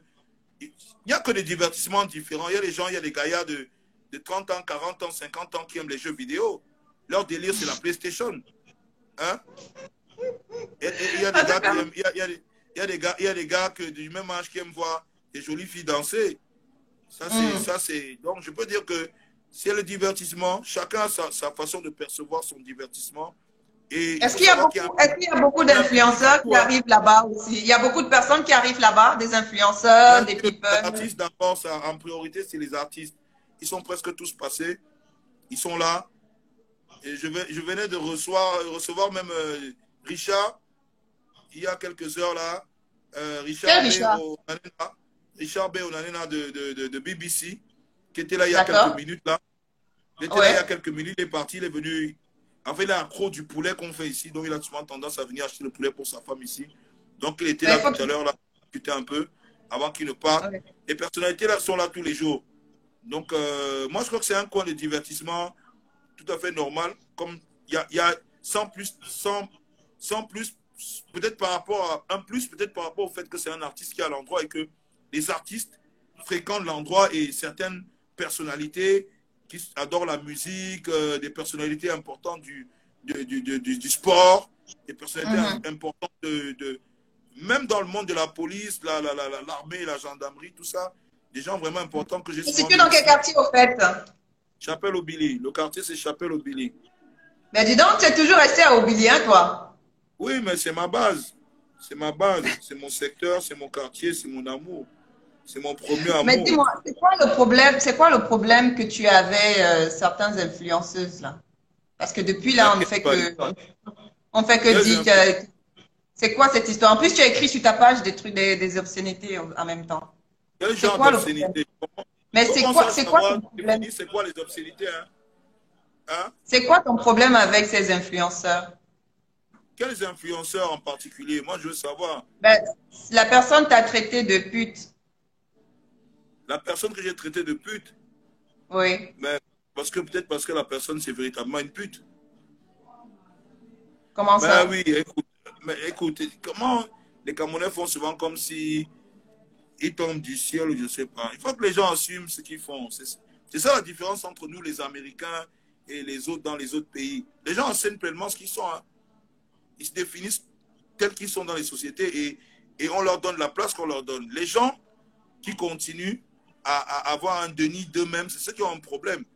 Comment tu peux, comment tout le monde sait ce que tu fais semblant de Mais ne Malok, pas. qu'est-ce qui s'est passé? Parce que moi, j'ai pas. Vous avez déjà fini votre problème, mais qu'est-ce qui s'est passé pour que vous reveniez encore sur On ça? n'a pas un problème. Je n'ai pas de problème. Je ne sais même pas pourquoi les gens font un acharnement. Il y a une fille qui fait un acharnement sur ma personne. Je ne sais pas de quel problème on parle. Moi, je suis là sur machin. Il faut que les gens soient... Moi, je crois que cette fille n'est pas psychologiquement stable. Elle doit avoir un véritable problème. Au-delà du fait que, bon, vendre son corps ne lui pose aucun problème. Je pense que psychologiquement, elle n'est pas stable. Parce que c'est quand même paradoxal que quelqu'un s'élève. Tu fais une chanson où tu dis que Emilia a mangé la mamie de Condré. La personne dit que c'est de moi qu'on parle. Hein? Après, tu viens, tu dis que Emilia donne ta vie à Jésus. La personne dit que ce n'est pas de moi qu'on parle, ce n'est pas mon nom. Je ne comprends pas.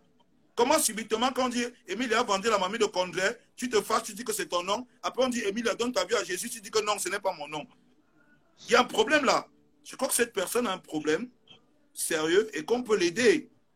Et donc là, parce qu'on a vu Maman Guéa comme ça mourir, hein? On a vu Wapso mourir comme ça. Hein? Attention. Hein? Mais non, comment tu peux... Non, mais elle est dans son droit. C'est un prénom c'est son prénom à elle. Elle est dans son droit. Mais qu'est-ce que donc cette personne veut?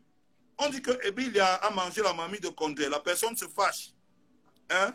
On vient, on dit que Emilia donne ta vie à Jésus. La personne dit que ce n'est pas de moi qu'on parle. Finalement, ils sont combien d'Emilia dans sa tête? Parce que moi, je ne sais pas. Hein? Elle doit avoir un problème, cette fille. Donc, du coup, moi, je crois que... Et donc là, tant qu'elle est encore en vie, essayons de trouver des prêtres exorcistes, quelque chose pour l'aider. Hein? Parce que c'est comme ça que Wapso a commencé. Et on ne l'a pas aidé. Et donc là, tant qu'elle est encore en vie, parce qu'on sent que... Mais alors, tu peux l'aider aussi, non? Non, mais tu peux l'aider. Toi, tu peux l'aider. Tu es quand même un meneur. Moi, ça ne me dérange pas. Hein? Je contacte un prêtre, on va l'exorciser. On enlève le démon de la vente de piment sur elle. Elle va s'en sortir. C'est que si moi je suis confiant, je sais que si on enlève ce démon, c'est une fille intelligente, elle peut réussir sa vie sans avoir besoin de toutes ces choses-là. Donc, moi... Bon, on demande de dire son nom. On demande de dire son nom. Mais je suis confus. Est-ce que le nom, c'est le nom? Qu'est-ce que vous voulez? Moi, je ne suis pas je suis pas le prêtre qui l'a baptisé. Je ne connais que le prénom Emilia. Je dis Emilia a vendu la mamie de Condé. Elle dit que c'est elle. Après, je dis que Emilia donne ta vie à Jésus. Elle dit que ce n'est pas d'elle qu'on parle. Mais elle est combien de Emilia dans sa tête? Moi, je ne comprends pas. Hein? Il faut qu'elle sache. Donc, moi, je suis confus. Il faut qu'elle nous explique. Hein? Après, si elle a un problème, on peut l'aider. On est là pour ça. Hein? Nous, on peut l'aider. On prend un peu. On va voir les gens. Alors, fais quelque chose. Bon, fais quelque chose. Il faut vraiment... Non, à un moment donné, essaye de l'appeler. Essaye de l'appeler et vous échangez. Essaye de l'appeler. Non, appelle-la, vous échangez et vous arrangez les problèmes. Ça ne sert à rien de se lancer des prières. Je vais prier avec tous mes gars, hein, pour elle. D'abord, pour commencer, pour que le nombre d'Emilia qui est dans sa tête diminue d'abord. Tu vois, après, bon, après, on va voir ce qu'il faut faire pour elle. Oh, tu sais, je vais te confier un truc. Hein? Jamais dans l'histoire du monde, l'argent de la prostitution n'a goudronné une route ou construit une école, encore moins un hôpital. Donc c'est un argent qui ne sert à rien. Il est encore tôt pour elle de donner sa vie à Jésus. Mais Malors, qu'est-ce que tu en sais? Malors, qu'est-ce que tu en sais? Tu as été prostituée et ça n'a pas changé, ça n'a pas construit de route. On a des références dans le monde. On a des références dans le monde, je suis désolé. Il n'y a aucun livre d'histoire qui écrira grâce à l'argent de la prostitution, cette fille avait bâti une école ou construit un hôpital ou construit une route. Alors pourquoi tu dis, tu peux pas dire d'une femme qu'elle est prostituée comme ça. Tu peux pas le dire. Elle est quand même chef, elle est chef d'entreprise quand même. Je ne parle pas d'elle. On a fini avec le problème qu'il y a. Je parle du sujet de la prostitution en général. Juste pour faire une parenthèse, je ne parle pas d'elle. Hein? Tu comprends ce que je veux dire ou pas? Je ne dis pas qu'elle est prostituée. Je parle du sujet de la prostitution en général, comme pour dire que, pour éclairer les esprits de certaines personnes sur cette question. Jamais dans un livre d'histoire, tu viendras voir, on a écrit que grâce à son argent gagné dans la prostitution, elle goudronna une route, elle construit une école ou un hôpital. Donc, arrêtons de nous bluffer. Nous qui voulons faire des choses pour ce pays, hein, arrêtons d'entrer dans les petites polémiques qui ne servent à rien. Moi, j'ai fait ma part. j'ai essayé de comprendre. Hein? Et je crois que cette personne dont tu m'as parlé tout à l'heure a un problème. Mais tu peux dire son nom, hein? Ben, je dis que j'ai dit son nom. J'ai dit, Emilia a mangé la mamie de Condré. Cette personne a été choquée extrêmement. J'ai dit, ok, d'accord. Emilia donne ta vie à Jésus. Cette personne se met sur les réseaux sociaux et dit, ce n'est pas moi. Mais attention. Qu'est-ce qu'elle a un problème avec Jésus? C'est ça? A-t-elle un problème avec Jésus? Parce qu'on ne comprend pas. Moi, j'ai aucun problème avec Jésus. Hein. Si elle a un problème avec Jésus, il faut qu'elle nous dise. Parce que c'est elle quand on mange. Malox, appelle-la. Malox, appelle-la. Gérez vos problèmes à l'Acho. Malox, appelle-la et vous gérez ça. Je crois pas que c'est un truc aussi extra, mais essayez de gérer ça à l'Acho, quand même. Qu'elle vienne boire là-haut dans mon bar. Elle vient boire. Ben voilà. Ben, il faut justement qu'elle vienne boire dans ton bar. Et les problèmes s'arrangeront. Elle est ma cliente au bar.